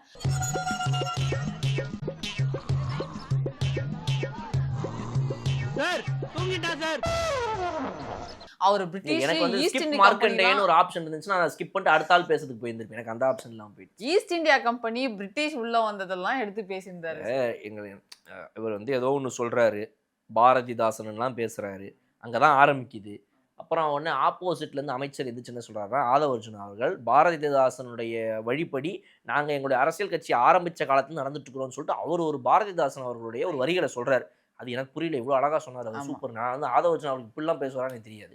சொல்கிறாரு. சொல்லி முடித்த உடனே பார்த்தீங்க அப்படின்னா அதுக்கு உடனே மார்கண்டேயன் அவர்கள் திரும்ப எந்திரிச்சு, நம்ம மார்க்கு எந்திரிச்சு என்ன சொல்கிறாரு அப்படின்னா, அப்படி பாரதிதாசன் வழியில் நீங்கள் நடந்து கொண்டதால் தான் நான் அவர் அப்பப்போ அவர் பையன் வாய்ஸ் வந்துருந்தேன், சார் எங்கள் அப்பா என்னக்காரர் சார் அந்த மாதிரி வந்து இவர் வந்துடுறாரு அடிக்கடி. டோன் ரெண்டு பேருக்கு ஒரே மாதிரி தான், வாய்ஸ் மட்டும் மாறுது, டோன் ஒன்று தான். அன்னைக்கு பாரதிதாசன் அவர்களுடைய வழியில் நீங்கள் நடந்து கொள்வதால் தான் இன்று நான் சிறையிலிருந்து வெளியே வந்து உங்கள் முன்பு பேசிக் கொண்டிருக்கிறேன் போட்டாங்க. பாவேந்தன் பாரதிதாசனுடைய வரிகளை நான் நினைவுபடுத்த விரும்புகிறேன். கொலை வாளினை எடுடா பெரும் கொடியோர் செயலாளவே பாரதிதாசன் சொன்னார். அந்த பாரதிதாசன் தான் சொன்னார், இருட்டறையில் உள்ளதடா உலகம், பூட்டிய இரும்பு கூண்டின் கதவு உடைக்கப்பட்டது. பேரவைத் தலைவர்களே, பாரதிதாசனுடைய கோட்டை சொன்னார் அவரு வரிகளை. எங்களுடைய மாண்புமிகு முதலமைச்சருடைய ஆட்சி 2026க்கு வருவதற்கு முன்பு அதே பாரதிதாசன் கவிதைகள் வரியில் எங்களுடைய பிரச்சாரம் இருந்தது. ஓடப்பனாய் இருக்கும் ஏழையப்பன் உதயப்பன் ஆகிவிட்டால் ஓர் நொடிக்குள் ஓடப்பன் உயரப்பன் எல்லாம் நிலை மாறி ஒப்பப்பராகி விடுவார். இதுதான் எங்களுடைய ஆட்சி. அப்புறம் இதெல்லாம் பேசி முடிச்சோன்னா திரும்ப என்ன அவங்க கம்ப்ளைண்ட்டுங்கிறாங்க, அப்போ திரும்ப நம்ம நடவடிக்கைங்கிறாங்க அப்படின்ட்டு அதுக்கு ஒரு முட்டு கொடுத்தாங்க. ஏவா வேலு அவர்கள், அமைச்சர் நம்ம முன்னாள் அமைச்சர் நேரு அவர்கள் எல்லாரும் எந்திரிச்சு என்ன சொன்னாங்க அப்படின்னா வந்து இப்படி நீங்க இந்த மாதிரிலாம் பண்ண முடியாது. அப்படி வந்து ஒருத்தவங்க மேல எஃப்ஐஆர் போட்டு அங்க ஒரு ஆக்ஷன் நடக்கும், நீங்க இங்க வந்து திரும்ப வந்து சட்டப்பேரவை ரீதியாக இன்னொரு ஆக்ஷன் எடுத்தா டபுள் ஆக்ஷன், அது தப்பு அப்படின்னு சொன்னாங்க. நீங்க டபுள் ஆக்ஷன் பண்றீங்கல்ல, அங்க ஒண்ணும் இங்க ஒண்ணும் பேசுறீங்கல்ல. அது அவர் சபாநாயகர் சொன்னாரு, எவ்வளவு அழகா பேசாரு, பாரதிதாசன் எடுத்து காட்டுறாரு. அவர் பேசும்போது எல்லா எம்எல்ஏக்களும் அவர் தான் பார்க்கும்படி பேசுறாரு. ஆனா இவரே வெளியில எப்படி பேசியிருக்காரா அப்படின்னு கேட்கும் மேற்கோள் காட்டி படிச்செல்லாம் வேற காமிச்சாரு. அப்ப நீங்க சொன்ன டபுள் ஆக்ஷன். Double action. அப்ப டபுள் ஆக்ஷனுக்கு டபுள் ஆக்ஷன் கொடுக்கணும்ல. Correct. Double action double reaction, right? ஆமா. சிறைசாலையில இருக்கும் போது முக்கியமா முதலமைச்சர் அவர்கள் அவதூறா பேசி தானே உள்ள போறாரு, மிரட்டல் கொலை மிரட்டல் எடுத்துன்னு உள்ள போறாரு. அவரை பார்க்க வந்தாங்க உதயநிதி ஸ்டாலின் அவர்கள், கனிமொழி, இவங்க எல்லாமே பார்க்க வராங்க. பார்க்க வரும்போது தான் சொன்னாங்களாம், முதலமைச்சரை பத்தி நீங்க இப்படி பேசக்கூடாது, இருந்தாலும் அவர்களை பத்தி பேசும்போது இந்த வார்த்தைகள்லாம் பயன்படுத்தக்கூடாது அப்படின்றதெல்லாம் வந்து சொன்னாங்க. தனிப்பட்ட முறையில் சொல்லுவாங்க. ஆமா. ஆபீஷியலா வந்து எதுவும் எழுதி கொடுக்க மாட்டாங்க. அவர் என்ன தப்பா பேசிட்டாரு, ஆன்லைன்ல ட்விட்டர்ல வந்துட்டு சொல்ல வேண்டியதானே, அவர்களை நாங்கள் வன்மையாக கண்டிக்கிறோம், எங்கள் கட்சியினராகவே இருந்தாலும் கூட அவள் செய்தது தவறு அப்படின்னு சொல்லியிருக்க வேண்டியதானே. தலைமை கண்டிக்கணும், அது ரொம்ப ரொம்ப முக்கியம். இல்ல ஒரு ஆக்ஷன் எடுத்துருக்குமே கட்சி ரீதியாக. என்ன ஆக்ஷன் எடுத்தீங்க? ஒரு சிஎம் பார்த்து இப்படி பேசுறவரை நீங்க தனிப்பட்ட முறையில் ஏன் அப்படி நீங்க சும்மா, அவர் பையனும் அதே தானே சார் பேசினாரு, அவர் பையன் அதே மாதிரி தானே பேசினாரு. அவர் பையன் எங்க சார் அப்படி பேசினாரு, அவரை விடுங்க சார், அவரை விடுங்க. இப்ப நான் என்ன கேட்குறேன், நீங்க அஃபிஷியலா ஒரு லெட்டர் போட்டிங்களா உங்களுடைய டிஎம்கே லெட்டர் ஹெட்டில், இந்த மாதிரி இவரை நாங்கள் கண்டிக்கிறோம், இது ஒரு லாஸ்ட் வார்னிங், இதை போல் நீங்கள் நடந்து கொள்ள வேண்டாம், எம்எல்ஏ என்பதால் நாங்கள் வந்து ஒரு மரியாதைக்கு நிமித்தமாக விடுகிறோம் அப்படி போட்டிங்களா? கிடையாது. அப்போ ஒரு ட்விட்டரில் ட்வீட்டாவது போட்டிங்களா? கிடையாது. எதுவுமே பண்ணல. அட்லீஸ்ட் வந்து தாவேக்கால வந்து ஒரு செங்கல்பட்டை சேர்ந்த சாதாரண ஒரு நபராக இருந்தாலும் கூட அவர் உடனடியா புடிச்சு டக்குன்னு ஆக்ஷன் எடுத்துட்டாங்க. இப்ப நான் ட்வீட் போடணுன்ற அவசியம் கிடையாது. வெளிப்படையா உலகத்துக்கே தெரிஞ்சு போச்சு. நான் ஆக்ஷன் எடுத்து அவரை வந்து சட்டப்பூர்வமா கட்சியிலேருந்து வந்து நீக்கிட்டே சட்டப்பூர்வமா ஆக்ஷன் எடுத்துக்காங்க. எஃப்ஐஆர் போலீஸ் பண்ணி போட்டாச்சு. அவ்வளோதான். போலீஸ் போட்டாச்சு. இதோட வேற என்ன வேணும்? அப்ப இது மாதிரி இதெல்லாம் நீங்க வந்து சின்ன கட்சியிலேருந்து கூட கத்துக்க முடியாத அளவுக்கு உங்க நிலைமை இருக்குது இன்னைக்கு அப்படிங்கும்போது, இங்க உள்ள வந்து வாயை குடுத்து எல்லாம் மாட்டிக்கிட்டாச்சு. அப்புறம் கிளம்பி போற வழியில வேற கிளம்புறதுக்கு முன்னாடி ஒரு 10 நிமிஷம் கதறாரு அவர். பாரதிதாசன் என்ன சொன்னார் என்றால், அண்ணா என்ன சொன்னார் என்றார், கார்ல் மார்க்ஸ், ஆப்ரஹாம் லிங்கன். என்ன நீங்க பேசுனது முதுகெலும்பு. இப்போ இங்க வந்து ஏதாவது ஆர்த்தோ டாக்டர் பத்தி எதனா வேணா பேசிட்டு போங்க. என்ன ஏது நாங்க தெரிஞ்சுக்கணும். ஏன் சம்பந்தமே பண்றதெல்லாம் இந்த மாதிரி பேச்சு வெளியே போயிட்டு உள்ள வந்து அம்பேத்கர், கார்ல் மார்க்ஸ், இவரு அவரு அரித்மெட்டிக், பிளாட்டோ, என்ன இது மாதிரி ரொம்ப டைம் வேஸ்ட் பண்ணிட்டாரு அன்னைக்கு. அவர் ஒரு சம்பவம் அன்னைக்கு.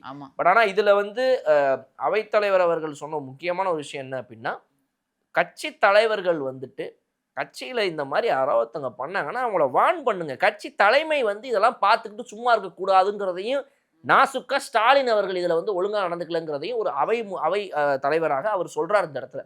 ஏன்னா நான் நினைச்சேன், என்ன இது இவரெல்லாம் இதை உட்காந்து இவ்வளோ நேரம் பேசிட்டு இருக்காரு அப்படின்னு. அப்போ சட்டப்படி பார்க்கும்போது இந்த மாதிரி ஒரு இதுல உள்ள இருக்கக்கூடியவங்க வந்து கிட்டத்தட்ட இவர் வந்து ஒரு வாத்தியார் மாதிரி. இவர் சட்டம் அதுதான் அவர் இடம் கொடுக்குது. நீங்க வந்து ஒரு பிரின்சிபல் மாதிரி இவர்களை வழி நடத்த வேண்டிய கட்டாயம் உங்களுக்கு இருக்குது. அப்ப இவர்கள் வெளியிலோ உள்ளோ ஏதாவது தவறான முறையில் நடந்து கொள்ளும்போது அவர்களை நீங்க வந்து கூப்பிட்டு இந்த மாதிரிலாம் பண்ணக்கூடாது அப்படின்னு அவர் தனிப்பட்ட முறையில இல்லை பொதுவாகவோ சொல்வதற்கான எல்லா சட்ட ரீதியான நடைமுறையில இருக்குது. அதுக்கான வழி இருக்கிறனால தான் அவர் இந்த மாதிரி இன்னைக்கு வந்து பேசிக்கிறார். நிறைய பேர் நினைக்கலாம் இவர் என்ன ஸ்கூல் பிரின்சிபல் மாதிரி சும்மா உட்காந்து வெளியே பேசுறது இது சார் உள்ள கூப்பிட்டு அந்த மேட்டர் பேசுறாருன்னு. பட் அது சட்டத்தில் இடம் இருக்குது. அதனாலதான் அதை திமுக காரங்க யாருமே எதிர்க்கவே இல்லை. ஆமா ஆமா. ஆனா அவர் பேசணும் சட்டசபை உள்ள என்ன நடக்கும் அப்படிங்கிற விஷயத்துல தான் சொன்னாரு.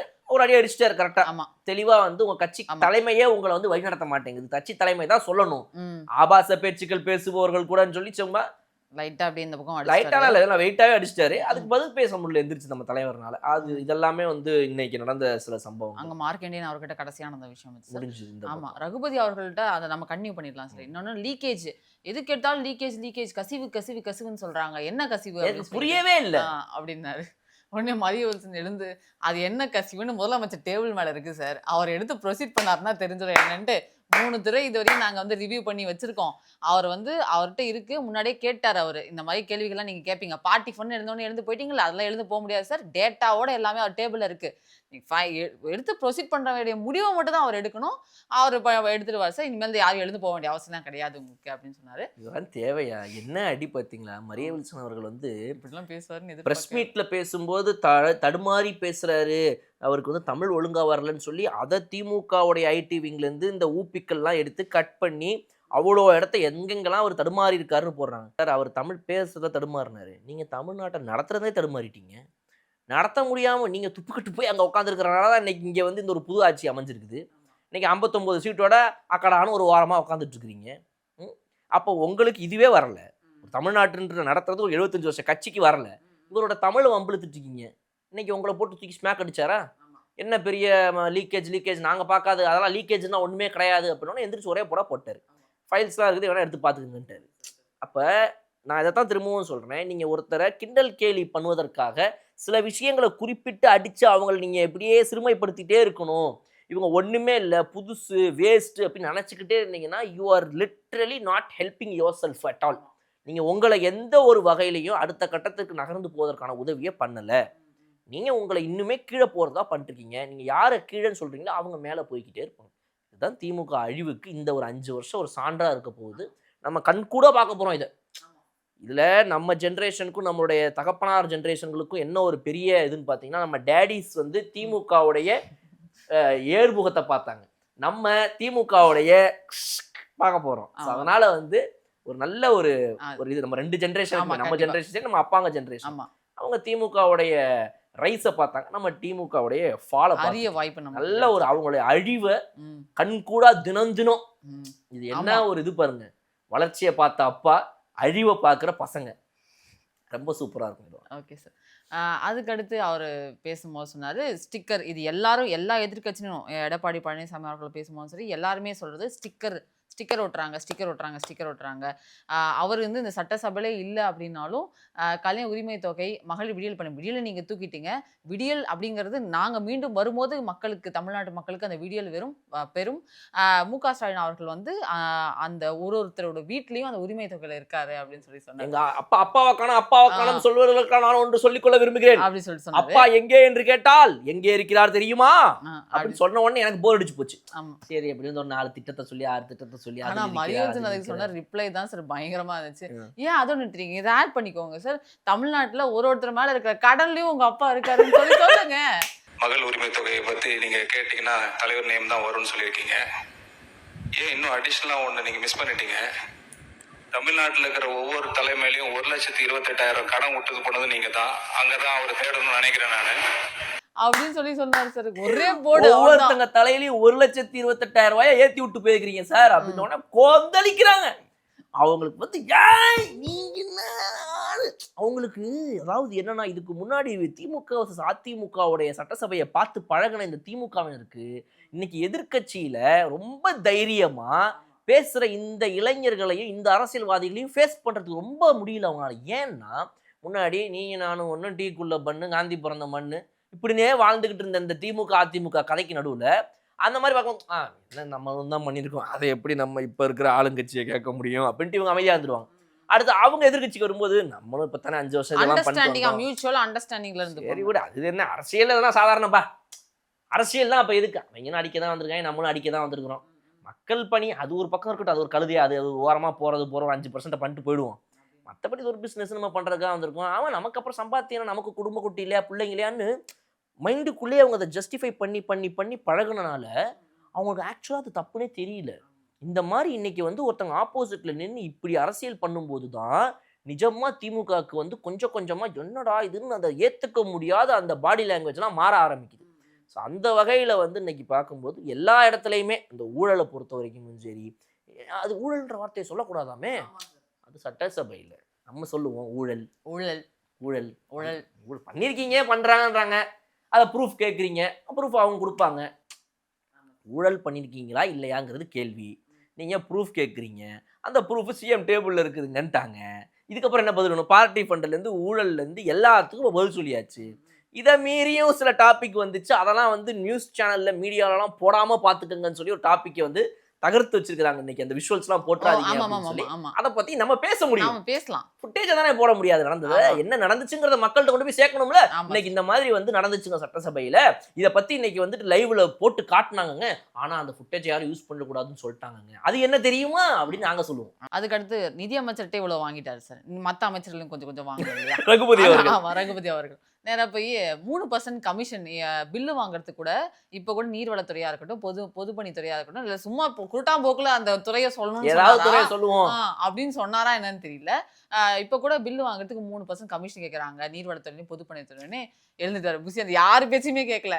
அவர் சொல்லுவார் பெர்மிஷன்லாம் எதுவுமே கேட்கல. எந்திரிச்சு நின்று நீங்க ஏதாச்சும் போலீஸ் டிபார்ட்மெண்ட் அது உங்க கையில இருக்கு பாருங்க. நீர்வளத்துறையிலே 3% கொடுத்தா தான் பில்லுன்னு சொல்லி சொல்றாங்க. தலைவர் அவர் ஆதாரத்துடன் சொல்லணும். அது வந்து பழைய காலம். அது இந்த காலத்துல ₹1 நாங்க வாங்கினோம்னா இந்த இடத்துல நாங்களே உட்கார வைக்க மாட்டாரு எங்களுடைய முதலமைச்சர். ஆதாரம் இல்லாம பொத்தாம்பொதுவால சொல்றதை ஒத்துக்க முடியாது. நீங்க பில்லு வாங்கினீங்கன்னா ஆதாரத்தை கொடுங்க பார்க்கலாம் அப்படின்னாரு. சரி நானும் பதில் சொல்லணும்னு பொதுப்பணித்துறை இருந்தார். சரி நீங்கள் வந்து நாங்கள் இந்த இடத்துல இருக்கோம், நாங்கள் அந்த 3% கமிஷன் வாங்கணும்னு முதலமைச்சர் தெரிஞ்சிச்சு அப்படின்னா இந்த இடத்துல நாங்கள் இருக்க மாட்டோம். யாராக இருந்தாலும் அமைச்சர் வந்து தூக்க சொல்லியிருக்காரு, ஸ்ட்ரிக்டாக ஆர்டர் போட்டிருக்காங்க. ஸோ அதெல்லாம் நடக்காது.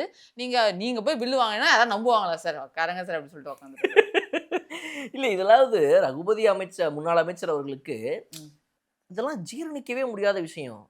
நம்மளெல்லாம் இப்படி யாரும் அடிச்சதே இல்லை, ரொம்ப புதுசா இருக்கு இந்த அடி அப்படிங்கிற மாதிரி ரொம்ப புதுசா இருக்கடா. சீனியர் மோஸ்ட் கொண்டு வந்த கொஸ்டின்ஸே இவ்வளோ இதா இருக்குதா? அப்ப இந்த புது எம்எல்ஏக்கள்லாம் என்ன பேசுவாங்க? அப்ப நம்ம என்ன அண்ணனுக்கு அந்த அடி விழுது, நம்ம எல்லாம் பேசுனோம்னா அச்சோ அப்படின்ற மாதிரி உட்காந்துருப்பாங்க இன்னைக்கு திமுக. ஸோ உங்களுக்கு என்ன அரசியல் நீங்க பேச போறீங்க, என்ன அரசியல் பண்ண போறீங்க அடுத்த 5 வருஷத்துக்கு அப்படின்றது இது ஒரு சாம்பிள். இன்னைக்கு நடந்தது தான் திமுகவுக்கு இந்த அடுத்த 5 வருஷத்துக்கான ஒரு மிகப்பெரிய சாம்பிள். டே 1லயே இந்த அடி வாங்குறீங்களே நீங்க, அப்ப நீங்க இன்னும் டே 500 என்ன அடி வாங்குவீங்க? டே 1000ல என்ன அடி வாங்குவீங்க? இருக்காதுன்னு நினைக்கிறேன். அதே மாதிரி இதுலயே வந்து சைட்ல கேட்குறாங்க. சிடிஆர் நிர்மல்குமாரும் ஆதவர்ஜுனா அவர்களும் வந்து கேட்டுட்டாங்க. என்ன அப்படின்னா, டீலிமிட்டேஷன் பில்லை வந்து பாஸ் பண்ண போகிறத நாடாளுமன்றத்தில் சொல்கிறாங்க. அப்படி பாஸ் பண்ணும்போது திமுகவும் அதுக்கு சப்போர்ட் பண்ணுற மாதிரியும் இல்லை வெளிநடப்பு பண்ணிடுவாங்கன்ற மாதிரி சொல்கிறாங்க. நாளைக்கு எங்கள் முதல்வர் வந்து கூப்பிட்டுருக்காரு. அதுக்கு திமுக வருமா வராதா? உதயநிதி அவர் கூட சொல்ல சொல்லுங்க. எதிர்க்கட்சி தலைவர் சொல்ல இல்ல சார், சொல்லுங்க. எனக்கு தெரிஞ்சு இன்னைக்கு ஆதவர்ஜுனா அவர்களுக்கு வந்து எந்த எம்எல்ஏவும் தெரியல. உதயநிதி ஃபுல் தான் ஃபோக்கஸ் ஆன் எதிர்க்கட்சி எதிர்க்கட்சி தலைவர். தலைவர். அப்படிதான் எனக்கு ஃபீல் ஆச்சு இன்னைக்கு அவர் பேசுனது எல்லாமே. ஏன்னா எனக்கு யாருக்கும் நான் பதில் சொல்ல மாட்டேன். எனக்கு கேள்வியும் முதல்ல இல்ல என்னன்னா நீங்க கம்ப்ளீட்டா என்ன இன்னைக்கு டேக்கு வந்தோம். இன்னைக்கு வந்திருக்கிறது வந்துட்டு அவசர தீர்மானம். இது என்னது? இந்த நம்ம காவேரி மேட்டரை பத்தியும் மேகேதாட்டு அணை பத்தி இவ்வளவுதான் நடக்குது. இதை பத்தி நீங்க இன்னைக்கு எதையாவது பேசணுமா? முக்கியமானதுன்னு சொல்லியாச்சு. அந்த முக்கிய தீர்மானங்கும் போது அதை பத்தி எல்லாருமே யாரெல்லாம் என்ன பேசணும்னு நினைக்கிறீங்களோ அதை பத்தி பேசுறீங்க. Right, okay. அதை விட்டுட்டு நீங்க சுத்தி முத்தி அதை பார்த்தேன் இதை பார்த்தேன் 3% பார்த்தேன் 2% பார்த்தேன் பில்லுக்கு வாங்குறாங்க காசு வாங்குறாங்க அது இதுன்னு சும்மா பேசுறது அடிச்சு விடுறது. எங்க அப்பாவை காணோம்னு சொன்னீங்க, அவர் எங்க இருக்காருன்னு தெரியுமான்னு நீங்க இப்படிலாம் அரசியல் ரீதியா பேச ஆரம்பிச்சீங்கன்னா அப்ப அரசியல் ரீதியா தான் அவங்களும் பதில் சொல்லுவாங்கங்கிறது வந்துட்டு திமுக எதிர்பார்த்து இருந்திருக்காது. இந்த பசங்களுக்கு எதோ பேச தெரியாது போல. அதுவும் வந்துட்டு புஷியானந்த் அவர்களெல்லாம் நம்ம வம்புழுப்போம், அவருக்கு பேசவே தெரில, இட்டுன்னு போம்பாரு அப்படி இப்படின்லாம் அவரை பின்னாடி தேர்ட் ரேட்டடாக கலாய்ச்சிட்டு இன்னைக்கு இப்படி சொல்லி பார்த்தவொடனே அவர் எந்திரிச்சுன்னு எங்க பேசுங்க காட்டுங்க சும்மாலாம் சொல்லக்கூடாதுன்னு அவர் இப்படி பேசுவார். காட் மோடுக்கு இறங்கிட்டார் அவர். ஸோ அதனால you under estimate everybody. The whole world is under estimating இல்லை, கரெக்ட்லி எஸ்டிமேட்டிங் டிஎம்கே இதுதான் அப்படின்னு இன்னைக்கு தான் மக்கள் கரெக்டாக எஸ்டிமேட் பண்ணுறாங்க டிஎம்கேவை.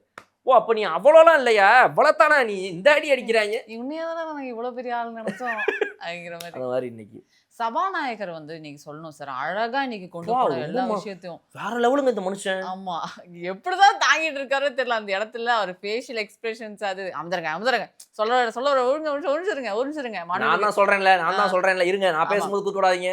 ஆனா ஒரு தலை பச்சைன்றது கிடையவே கிடையாது சார். இதுல வந்து இந்த பக்கம் ஆதவர்ஜுனா முக்கியமான நாடாளுமன்ற விஷயத்த சொல்லும் போது தகவல்ன்ற விஷயத்த நம்ம இதுக்கு முன்னாடி வந்து சோசியல் மீடியா அதெல்லாம் நம்ம தகவல்ன்றது சொல்லக்கூடாது. அப்ப உங்களுக்கு அதேதான் அவை குரூப்ல இருந்து நீக்கப்படுறோம், இது வேண்டாம் அப்படின்னு சொல்லிட்டு இன்னைக்கு ஆக்சுவலி எல்லா விஷயத்துலயுமே அவர் கரெக்டா நடந்துக்கிட்டாரு.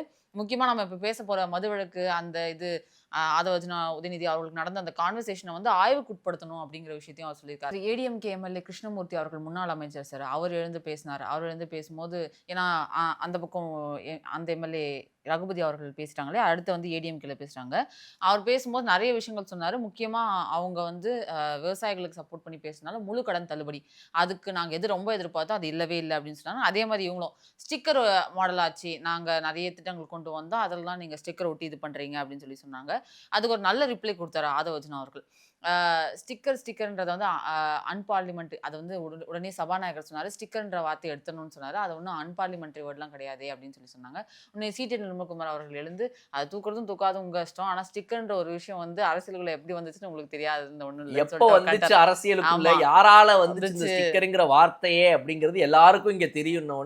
அங்க ஒரு அடி. ஆமா, ஸ்டிக்கர் என்ற வார்த்தை யாருக்காக உருவானது, எப்படி உருவானது என்று எல்லாருக்குமே தெரியும். அதை பயன்படுத்த வேண்டாம் என்று கூறியிருக்கு. தயவு செய்து பயன்படுத்த வேண்டாம் என்று தெரிவித்துள்ளோம். நன்றி. இது வந்து நிவாரணம் அப்போ வந்துச்சா சார் இந்த டைம்ல? அந்த டைம் தான் அவர் மென்ஷன் பண்ணி சொல்றாரு. உடனே ஆதவர்ஜுனா அவர்கள் சொன்னாங்க, இப்போ வந்து அந்த அந்த திட்டங்களை அப்படியே கொண்டு வரோம், அதை மேம்பட்டு கொண்டு வரோம் அப்படிங்கிறதுக்கு ஒரு சிறந்த எக்ஸாம்பிள் வந்து அம்மா உணவகம். எங்கள் முதலமைச்சர் வந்து வந்த உடனே அம்மா உணவகத்துக்கு வந்து நல்ல இம்பார்ட்டன்ஸ் கொடுத்து அதை வந்து சீரமைக்கணும். இப்போ போய் நிறைய இடத்துல கேட்டு பாருங்க, எந்த அளவுக்கு சாப்பாடு நல்லா இருக்கு, ஒரு தெருக்களையும் ஒரு அம்மா உணவகம் நல்லா செயல்படுது. இதுக்கு முன்னாடி இந்த திமுக அரசு வந்து அதுக்கான ப்ராப்பரான நிதி ஒதுக்கலன்ற ஒரு விஷயத்தையும் சொல்லிட்டாரு. இப்படியும் எங்களுக்கும் பதில் சொல்லிட்டாரு. உடனே கே நேரு அந்த துறை சார்ந்து பதில் சொல்லணும் அப்படின்றதால நீங்க வந்து அப்படி பொத்தாம் பொதுவெல்லாம் சொல்லாதீங்க, நாங்க கரெக்டான நிதியெல்லாம் அதுக்கு ஒதுக்கி இருக்கோம், மாநகராட்சிக்கு போயிருது, அவங்க தான் பண்றாங்க, சம்பந்தமே கிடையாது. ஆமா, முக்கியமா அங்க ஒர்க் பண்ற எல்லாருமே அவங்களே அந்த பீரியட்ல யார் இருந்தாங்களோ அவங்களே வச்சு அதை நாங்கள் செயல்படுத்தணும் அப்படின்னு சொன்னார். உடனே அங்கே எஸ்பி வேலுமணி எழுதிச்சாரு சார், நான் வந்து துறை சார்ந்து நிறைய தடவை கம்ப்ளைண்ட் பண்ணியிருக்கேன், டிஎம்கே வந்து ஆட்சியில் இருக்கும்போது கரெக்டான நிதி அதுக்கு ஒதுக்கப்படுறதில்ல அப்படின்னு சொல்லிட்டு அதை வந்து நான் இப்போ பதிவு பண்ண விரும்புகிறேன் அப்படின்னு சொல்லி சொன்னார். பதிவு பண்ண அதெல்லாம் பேசி முடிச்சிட்ட பின்னாடி இவரும் பேசிட்டார், கிருஷ்ணமூர்த்தி அவர்களும் பேசி முடிச்சிட்டாரு. கடைசி ஆதவர்ஜுனா அவர் எழுந்து பதில் சொன்னார், இந்த மாதிரி நிறைய விஷயங்கள் பொதுப்பணித்துறையை பற்றி சொன்னீங்க, அதுக்கு நான் விளக்கம் சொல்கிறேன்னு சொல்லிட்டு கடைசியாக ஒன்று சொன்னார், இப்போ நடந்துட்டு இருக்கிறது அம்மாவுடைய ஆட்சிங்கிறத நாங்கள் பதிவு பண்ணுறோம். எங்களுடைய தலைவர் புரட்சி தலைவர் எம்ஜிஆருடைய வழியிலையும் அம்மாவுடைய தைரியமான முடிவிலையும் எப்பொழுதும் ஒரு நல்ல நிர்வாகத்தை கொடுப்பாருங்கிறதை பதிவு பண்றோம். புரட்சி தலைவர் அம்மா அவர்களோட ஸ்ட்ரிக்டான ஆட்சியும் எம்ஜிஆர் அவரோட ஆட்சியும் தான் இப்போ நடந்துகிட்டு இருக்கு. நாங்கள் முதல்கண்ணா அதை தான் நாங்கள் ஃபோக்கஸ் பண்ணி அவங்களோட ஆட்சி மாதிரி தான் அதை நடத்திட்டு இருக்கோன்றதை நான் தெளிவாக சொல்லிடுறேன் அப்படின்னு ஏன்னா அவங்க சொன்னாங்க, இது வந்து நீங்க எங்களுடைய இதெல்லாம் தான் வச்சு நடத்திட்டு இருக்கீங்க, இது வந்து அம்மாவின் ஆட்சி, இது உங்க ஆட்சியே இல்லை அப்படின்னு சொல்லி சொன்னதுக்கு இவர் பதிலுக்கு எந்திரிச்சு நின்று, ஆமா நானும் சொல்றேன் இது அம்மாவின் ஆட்சி தான், அவங்களும் எம்ஜிஆர் அவர்களும் என்ன மாதிரி நடத்தினாங்களோ அது போன்ற ஒரு ஆட்சி தான் இங்கே நடந்து, அதனால நீங்கள் கவலைப்பட வேண்டாம் அப்படின்னோடனே அப்படியே அதிமுக முகத்துலலாம் அப்படியே ஒரே சிரிப்பு எங்கே வர்றா அப்படின்னு சொல்லிட்டு ஒரே ஜாலி ஆகிட்டாங்க அவங்களாம். இப்போ இந்த டிஎம்கேக்கு என்ன அப்படின்னா வந்து இது ஒரு பாயிண்டாக பிடிச்சி வச்சுப்பாங்க. நாளைக்கு எங்கே வருவாங்க அப்படின்னா, அதான் நீங்கள் தான் வந்துட்டு அதிமுகவும் நீங்களும் ஒன்றாச்சே, நீங்கள் அதிமுக அம்மாவின் வழியில் நீங்கள் வந்து எம்ஜிஆரின் வழியில் நடத்துகிறவங்களாச்சே அப்படின்னு அதுவும் அஃபிஷியலாக வேறு நீங்கள் வந்து சட்டசபையிலே சொல்லியிருக்கிறீங்க. அப்போ வந்துட்டு அப்படின்னு சொல்லி இவங்க அதை வந்து ஒரு நீங்களாம் ஒன் சைடு அது இதுன்னு சொல்லிட்டு எதனா ஒன்று நாளைக்கு கொண்டு வர பார்ப்பாங்க. பட் ஓவராலாக நீங்கள் என்ன நேரேஷனை செட் பண்ணாலும் அதை ப்ராப்பராக தைரியமாக ஃபேஸ் பண்ணுறதுக்கு ஒரு ஆப்போசிட்டில் ஒரு 107 பேர் உட்காந்துருக்காங்க, ப்ளஸ் ஒரு 11 பேர், 118 பேர். இன்னைக்கு நீங்கள் என்ன பேசினாலும் நீங்கள் என்ன அவதூறு வச்சாலும் தைரியமாக அதை ஃபேஸ் பண்ணுறதுக்காக உட்காந்துட்ருக்காங்கங்கிறது வந்து ஒரு மிகப்பெரிய அரசியல் revolution, political revolution in Tamil Nadu.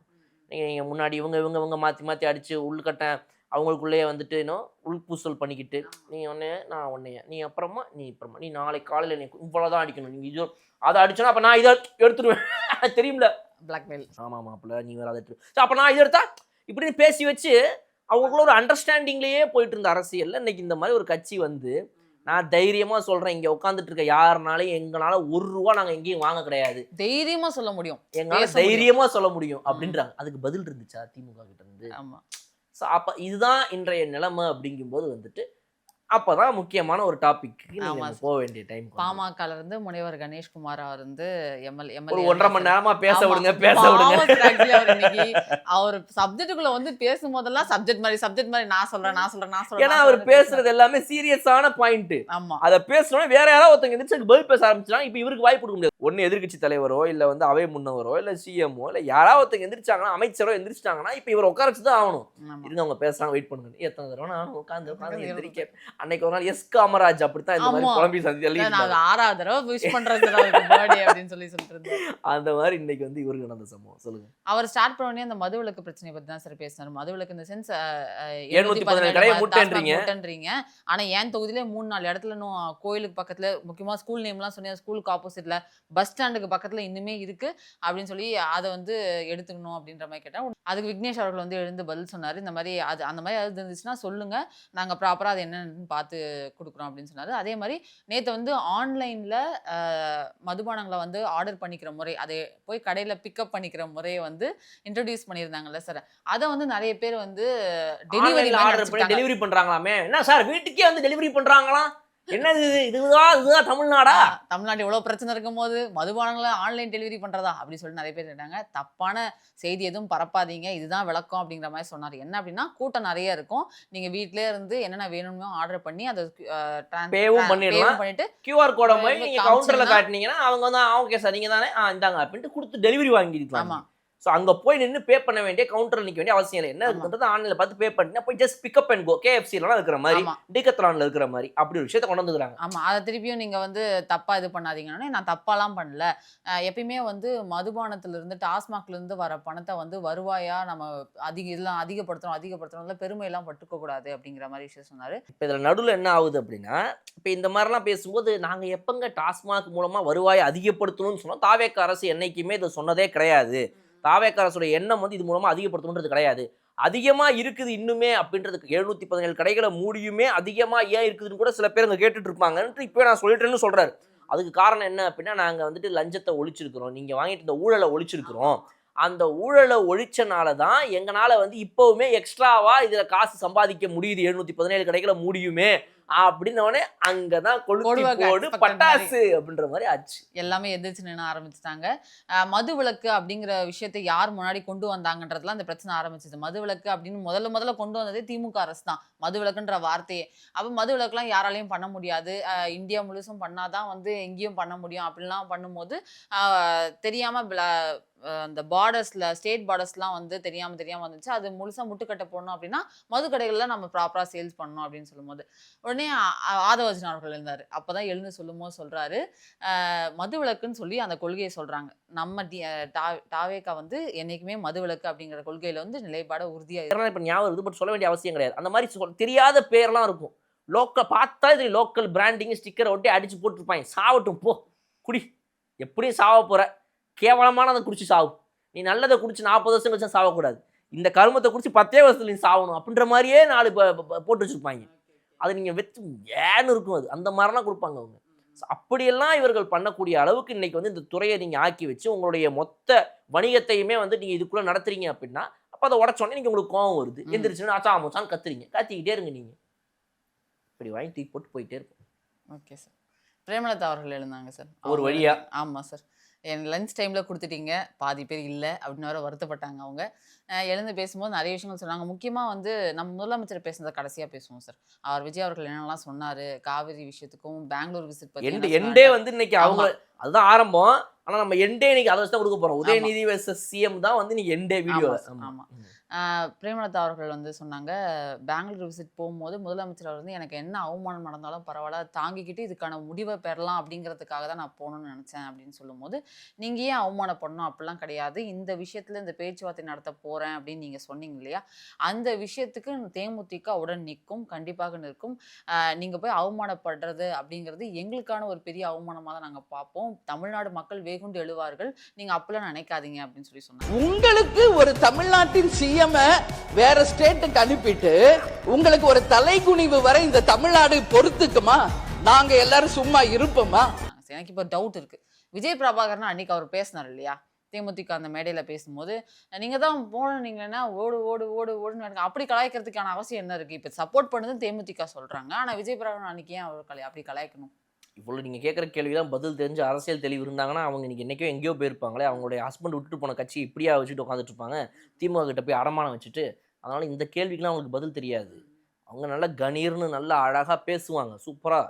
But ஆனால் அரசியல் ரீதியாக தெளிவுலாம் கிடையாது. இன்னைக்கு வரைக்கும் ஒரு சரியான போக்கு இப்படி தான் போகணும் அதுதான்றதுலாம் அவங்களுக்கு கிடையாது. பட் வேற ஐ கேன் அப்ரிஷியேட் அப்படின்னு நினச்சோம் அப்படின்னா, மக்களுமே பார்த்தவங்க நிறைய பேர் நினச்சிருந்துருக்குது என்னவா இருக்கும் அப்படின்னா, போன முறையுமே நீங்கள் பார்த்தீங்க அப்படின்னா இந்த கிளாஸ் டம்ளர் மேட்டருக்கு சொன்னாங்க. இந்த தண்ணி வந்து டம்ளரில் வந்து வந்து வந்து வந்து கொடுத்துட்டு போயிட்டு இருக்கிறாங்க, அவங்க குறுக்க வர்றதும் போகிறதும் ஒன்று, அது ஒரு டிஸ்டர்பன்ஸாகவே இருக்கட்டும். அவங்க அந்த ஒரு கிளாஸ் தண்ணிக்காக அவங்க அவ்வளோ தூரம் வந்துட்டு போகணுமா? ஸோ அதனால் எல்லாருக்குமே டேபிளில் ஒரு சின்ன பெட் பாட்டில் மாதிரி ஒன்று வச்சு விட்ருங்க அப்படின்ற மாதிரி அவங்க சொன்னாங்க. அப்போ அந்த பெட் பாட்டிலாம் அப்போ தூக்கி அடிக்கிறதுக்கு பயன்படுத்த ஆரம்பிச்சிருவாங்க அப்படின்ற ஒரு சட்ட ரீதியான பிரச்சனை இதில் இருக்குது. ஏன்னா இதுக்கு முன்னாடி நடந்திருக்குது. சில கட்சியில் சேர்ந்தவங்கலாம் வந்துட்டு இருந்த புக்குங்களாம் இருக்குதுன்னா புக்கை தூக்கி அடிக்கிறது, இந்த கேவலமான வேலைகள்லாம் வந்துட்டு சில அறிவாளி இன்டெலெக்சுவல் கட்சிகள்லாம் பண்ணியிருக்காங்க ஒரு காலத்தில். அதனால் வந்து இந்த மாதிரி ஆப்ஜெக்ட்ஸ் எதுவுமே அவங்க கையில் தூக்கி அடிக்கிற மாதிரிலாம் இருக்கக்கூடாதுன்ற மாதிரி ஒரு சட்டசபையில் இன்றைக்கி ஒரு விஷயம் இருக்குது. ஸோ அதனால் அது ஒரு பிரச்சனை. பட் இருந்தாலும் அவங்களுடைய பாயிண்ட்டுங்கிறது வந்து அந்த ஒரு அக்கறை இருக்குது, இங்கே வேலை பார்க்குறவங்க மேலே இருக்கிற ஒரு அக்கறைங்கிறது ஒரு பிரச்சனை. அதை வந்து அவங்க வந்து எல்லாரோட நம்ம டிஃப்ரெண்ட்டாக தெரியணும்னு யோசிச்சு சொல்கிறாங்கன்னு நம்ம சொல்லலாம். இல்லை வந்துட்டு அவங்க சும்மா வந்து யூனிக்காக காட்டிக்கணுன்றதுக்காக காட்டுறாங்கப்பா இவங்க அப்படின்ற மாதிரி அக்கறைக்கிற மாதிரி நடிக்கிறாங்கப்பா என்னவா நம்ம சொல்லலாம்.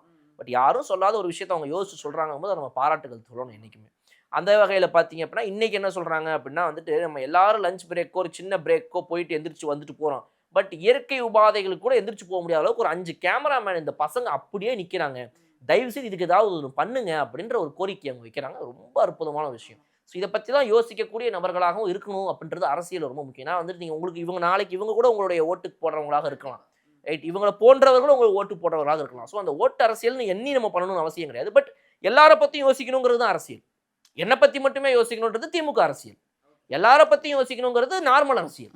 அதனால் அதை பண்ணுவது வகையில் இவங்க வந்து கொஞ்சம் நல்ல விஷயன்றதை நான் சொல்லுவேன். அதே மாதிரி சட்டமன்றத்துக்கு வர உறுப்பினர்கள்லாம் கையெழுத்துறது வந்து பயோமெட்ரிக்காக வச்சுருங்க, போயிட்டு நோட்டில் போயிட்டு சைனை போட்டுக்கிட்டு வர அவசரத்தில் காலையில் அப்படின்ற மாதிரி ஒரு விஷயம் யோசிக்கிறாங்க அவங்க. வாட்டர் பாட்டில் எல்லாருக்கும் வரல, பாதி பேருக்கு தான் வந்திருக்கு அப்படின்ற விஷயத்தையும் சொன்னாங்க. அது அதே மாதிரி நீங்கள் சொன்ன மாதிரி இந்த விஷயத்தெலாம் முன்னாடி வச்சாங்க, அது நல்லா இருந்துச்சு அப்படின்னு சொல்லி சொன்னாங்க சார். இப்போ கடைசியாக வருவோம் சார். உதயநிதி அவர்கள் வந்து காலைல வந்த உடனே சட்டசபை ஆரம்பிக்கும் போதே அந்த காவிரி தொடர்பான விவரங்களை வந்து கேட்டு தெரிஞ்சுக்கோங்க அப்படிங்கிற மாதிரி சொல்லியிருந்தாங்க. நேற்றே நாங்கள் ஒரே ஒரு பாயிண்ட் 1 மணி நேரமா சுத்தி பேசி சாகுபடி நிவாரணம் இப்படியே மாற்றி கேட்டுட்டு இருந்தாரு. அவர் வேறு சொல்லிட்டு இருந்தாரு, உங்களுக்கு கொடுத்த நேரத்தில் கரெக்டாக கேளுங்க, சொன்னதை பேசுங்கன்றாரு. ஃபர்ஸ்ட் அதை சொல்லுங்க, என்ன சொன்னீங்க. ஒவ்வொருத்தங்களுமே இன்னைக்கு யாருக்கெல்லாம் இன்னைக்கு வாய்ப்பு கொடுக்கப்படுதோ அதெல்லாம் அவங்க நேத்தே கேட்டிருக்காங்க. நேத்தே கேட்டு அவங்களுக்கு உங்களுக்குலாம் கொடுக்கப்படணும்னு சொல்லியாச்சு. என்ன பேச போறீங்கன்றது சப்மிட் பண்ணணும். நீங்க இஷ்ட சௌரியத்துக்கு அங்கே வந்து உட்காந்து எது வேணாலும் பேச முடியாது. நான் இன்னைக்கு இதை தான் பேச போறேன் அப்படிங்கிறத சொல்லணும். ஏன்னா வந்துட்டு லைவ்ல போயிட்டு இருக்கும்போது நீங்க தவறா ஒரு வார்த்தையை பேசிடுறீங்க, தேவையில்லாத பேசுறீங்க. அப்ப யார் இதுக்கு பொறுப்பு இருக்கா? சர்ச்சையை கிரியேட் ஸோ அதனால அந்த மாதிரி விஷயங்கள்ல எப்பவுமே யாரும் கொடுக்கணுன்றதான் பாயிண்ட். இன்னைக்கு இவங்க கொடுத்துருக்காரு, இதை பத்தி நான் இன்னைக்கு பேச போறேன் சார் அப்படின்னு. சரி ஓகே, அனுமதி கொடுத்தாச்சு, கிராண்டட், பேசுங்க அப்படின்னு சொன்னா அதை விட்டுட்டு இந்த மாதிரி சொல்றாரு சிஎம், இந்த மாதிரி திமுக பேசுறாரு. ஆட்சியில அது இப்படி இருந்துச்சு, இது திமுக இப்படி ஆட்சியில் எப்படி இருந்துச்சு. தெரியுமா, எங்க அப்பா யாரு தெரியுமா, எங்க தாத்தா யாரு தெரியுமா, இதெல்லாம் யாராவது இப்ப கேட்டாங்களா? இங்க இப்ப வந்திருக்கிற விஷயம் என்ன டாபிக்? இந்த மேகதாது மேட்ருங்கிறீங்க, காவேரிங்கிறீங்க, தண்ணி வரல, அதை பத்தி பேசுங்க. திமுக என்ன செய்தது என்றால் 2012, 18, 14, 14 இந்த போதுங்க, போதும். நீங்க என்ன பெருமையை சொல்லி 59 சீட் தான் ஜெயிச்சிருக்கிறீங்க. உங்களுக்கு சொல்ல வேண்டிய டைம்லாம் முடிஞ்சு போச்சு. சொல்லி உங்களுக்கு மக்கள் ஓட்டும் போட்டு கிழிஞ்சிருச்சு. இப்போ வந்து திரும்ப இன்னும் அப்படியே திமுக திமுக திமுக, எங்க தாத்தா எங்க அப்பா அப்புறம் நான் இப்போ பார்த்தீங்கன்னா மேகதாது அணை கட்டுறது விவகாரம் குறித்து ஏன் அனைத்து கட்சி கூட்டம் கூட்டல? இதுதான் ஃபர்ஸ்ட் கொஸ்டின் சார். இது வைக்கிறாரு. ஃபர்ஸ்ட் கொஸ்டின்ல லாஸ்ட் கொஸ்டின் அதுதான். ஒன்லி கொஸ்டின் அதுதான். நான் கொஞ்சம் ஷார்ட்டா பேசுங்க. அதான் நான் பேரவைத் தலைவர்கள நாங்கள் என்ன கேட்குறோம்னா, ஏன் இன்னும் கூட்டல? கர்நாடகால கூட்டிட்டாங்க, இங்க ஏன் கூட்டல? கர்நாடகால எல்லா கட்சி கூட்டத்தை சிஎம் நடத்துறாரு, இந்த சிஎம் நடத்தல. கர்நாடகாவில் நடந்துருச்சு, இங்கே நடக்கல. கர்நாடகா நடந்துச்சு, இங்கே நடக்கல. நான் என்ன கேட்குறேன், கர்நாடகாவில் என்ன பண்ணுறாங்களோ அதை அப்படியே இங்கே பண்ணணும்னு சட்டம் ஏதாவது இருக்குதா? நம்பர் 1. நம்பர் 2, அனைத்து கட்சி கட்கூட்டம் கூட்டியே ஆக வேண்டும் அப்படின்ற சட்ட ரீதி எங்கேயாவது விதி இருக்குதா? அப்போ என்னத்துக்கு இப்போ அழுதுகிட்டு இருக்கீங்க? உங்கள் அப்பா அப்போ இந்த மீட்டிங் வந்து அட்டன் பண்ணணுமா? இப்போ அதுக்கு தான் வேணுமா? அப்போ உங்களுக்கு உங்கள் அப்பா பப்ளிக் மீட்டிங் போய் ரொம்ப நாள் ஆச்சா? ஆடி மாதத்தில் கல்யாணத்துக்கு எங்கேயும் போக முடியல, ஒப்பாரி வைக்க முடியல, குடும்பமாக வந்து சேர்ந்து அதை ஏன் சார் கேட்குறீங்க அப்படின்னு உங்களுக்கு பேசுறதுக்கு ஒரு மேடை வேணும். அதுக்கு இப்போ இது இருந்துச்சு அப்படின்னா வந்து உட்காந்து இப்போ உங்கள் டேடியும் சிஎம்மும் ஈக்குவலாக உட்காந்து பேசுகிற மாதிரி ஒரு இது கிரியேட் ஆகும்.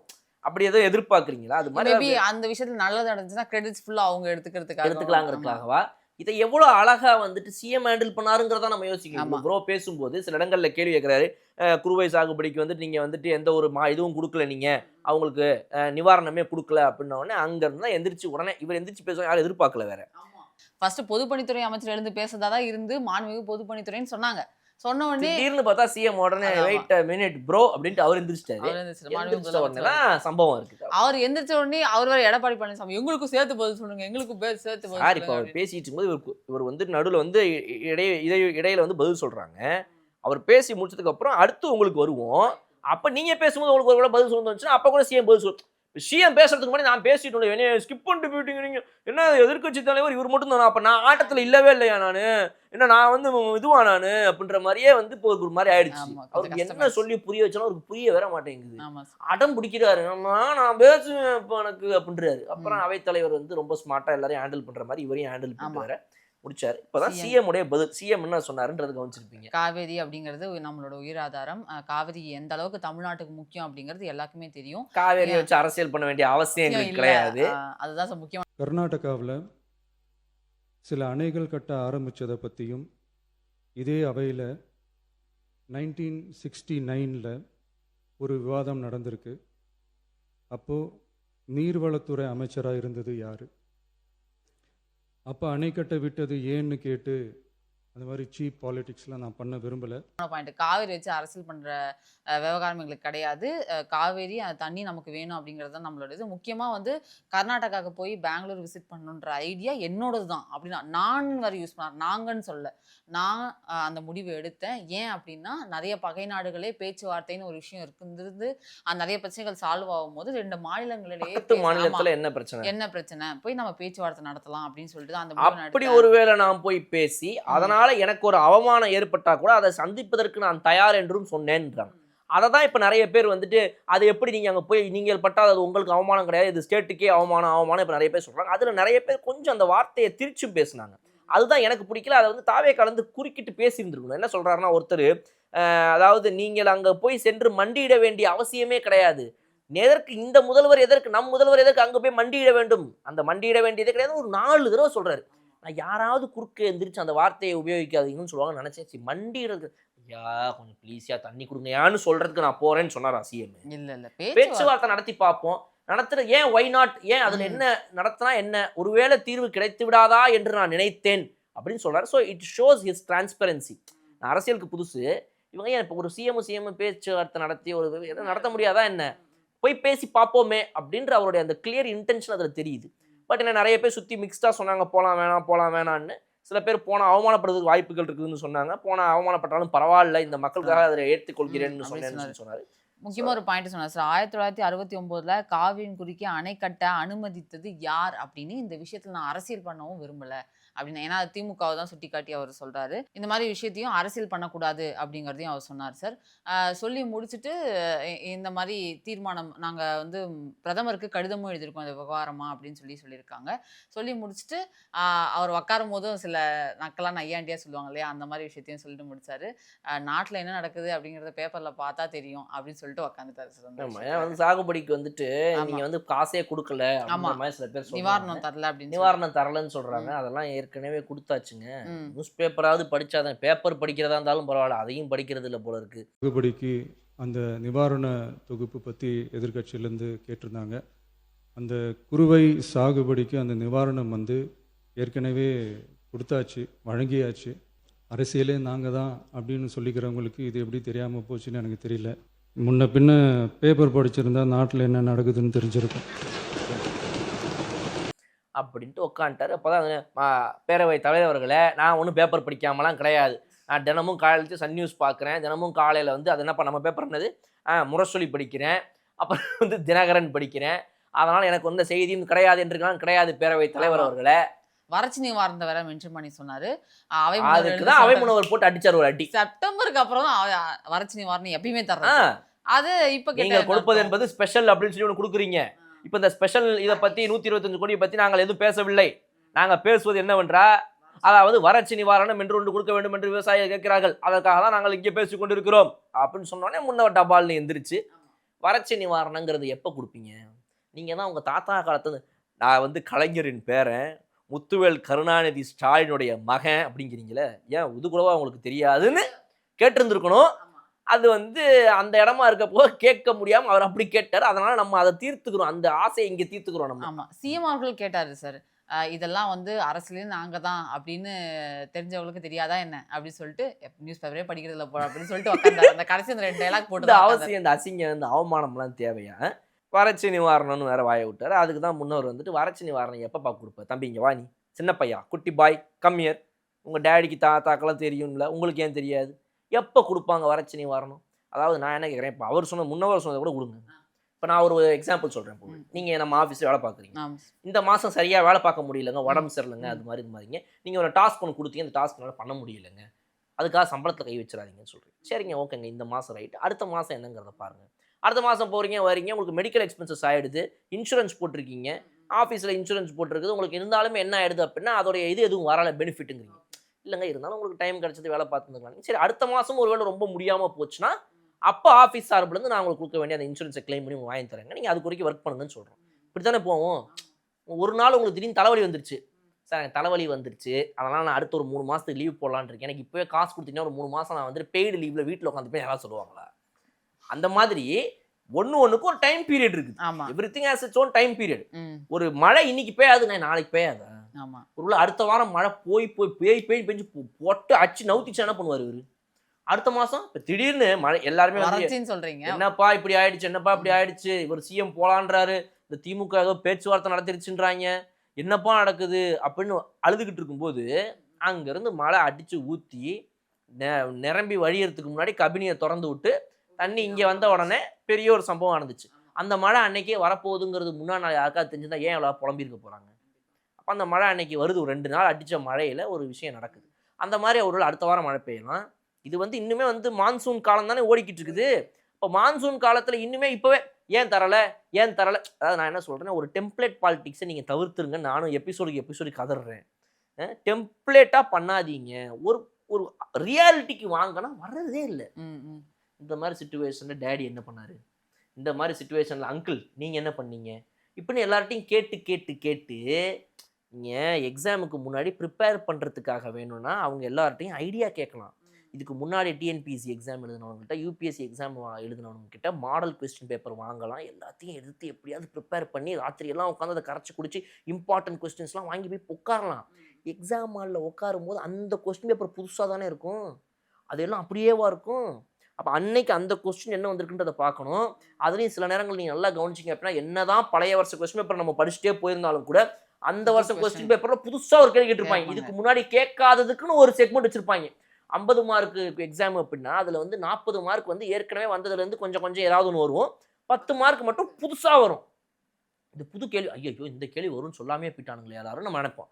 அந்த மாதிரி உங்களுக்கு அரசியல் பண்ணணுன்ற ஆசை இருந்துச்சுன்னா திமுக வந்து உங்க அப்பாவுடைய ஆப்சன்ஸ்ல சட்டமன்றத்துக்குள்ள வழி நடத்தி 31 வரைக்கும் நடத்தணும்னு இருந்துச்சுன்னா கொஞ்சமாவது ப்ராக்டிக்கலா யோசிங்க, ரியாலிட்டிக்கு வாங்க. இந்த டெம்ப்ளேட் அரசியலை விடுங்க. சார் A+B ஓகே, A+B சொல்ல அப்படின்னு அவங்கள மண்டமெல்லாம் நம்பக்கூடாது. ரைட்டா? நீங்க கொஞ்சமாவது உங்க பர்சனல் பிரெயின் அப்ளை பண்ணணும். அது பண்ண மாட்டேங்கிறாரு இவர். இப்படியே பேசி பேசி பேசி வாயை கொடுத்து மாட்டி அடி வாங்கி அவர் நீங்க கேட்டதே ஒரே ஒரு கேள்வி தான் சார். ஒரே ஒன்று. அனைத்து கட்சி கூட்டம் அனைத்து கட்சி அது டிஃபரெண்டா அதில் அடி வாங்கியாச்சு. அடி உட்காந்துச்சு. அந்த அந்த இதுக்கு லாட்டரி அந்த விஷயத்துக்கு மட்டும் அது ஒரு எழுதி அவ்வளவுதான் முடிஞ்சு போச்சு. அவர் வேற எதுக்குமே எந்திரிக்கவே இல்லை. வேலையே கிடையாது நமக்கு இன்னைக்கு. உட்காந்தாரு, இப்படி திரும்பினாரு, இப்படி பார்த்தாரு, சிரிச்சாரு. ஆமா, என்ஜாய் பண்றது. நீங்க என்ஜாய் பண்ண சார், நீங்க ரொம்ப சிரிங்க, என்ஜாய் பண்ணுங்க. நான் என்ன சொல்ல, சட்டசபையிலேருந்து கிளம்பி ரிட்டையர்மெண்ட் அனௌன்ஸ் போட்டு துபாயில போய் உட்காந்து சிரிச்சுக்கிட்டே இருங்கன்றேன் நான். பூஜ் கலிஃபா மேல உட்காந்து டெய்லி சிரிங்க. But don't waste people time. சொன்னீங்கன்னா அதே மாதிரி இமேஜின் பண்ணி பார்த்துருவீங்கல்ல, பண்ணி பார்த்துட்டு வீடியோ எபிசோட் முழுக்க சிரிச்சிட்டே இருப்பீங்க, வீடியோ முடிக்க முடியாது. அப்புறம் நான் என்ன சொல்றேன், நீங்க வீட்டுக்கு போயிட்டு போற வழியிலலாம் உதயநிதி அவர்கள் புர்ஜ் கலிஃபா மேல உட்காந்துக்கிட்டு டாட்டா காட்டுற மாதிரி. நான் ஏன் சரி வீட்டுக்கு போகும்போது அவரை பத்தி வச்சுட்டு போவோம். அமெரிக்காவில் வந்து ஸ்டாச்சு ஆஃப் லிபர்ட்டி இருக்கும் பாருங்க, அம்மா கை வச்சிருப்பாங்க, நெருப்பு வந்து பந்தல் இருக்கும், அது மேல ஒரு ஏறி உட்காந்துருக்க மாதிரி.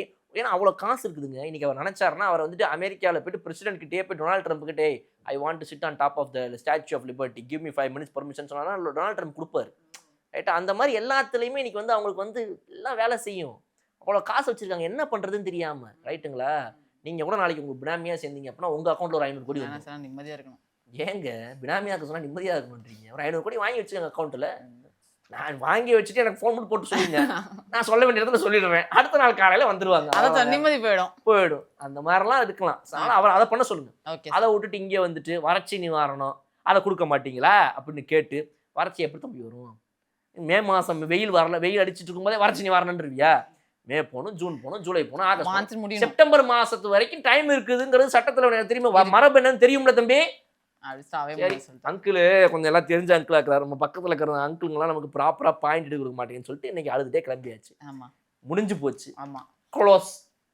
திங்கட்கிழமை ஃப்ரெஷ்ஷா வந்து அடி வாங்கணும். ஓகே, புரியுதுங்களா? ஓகே.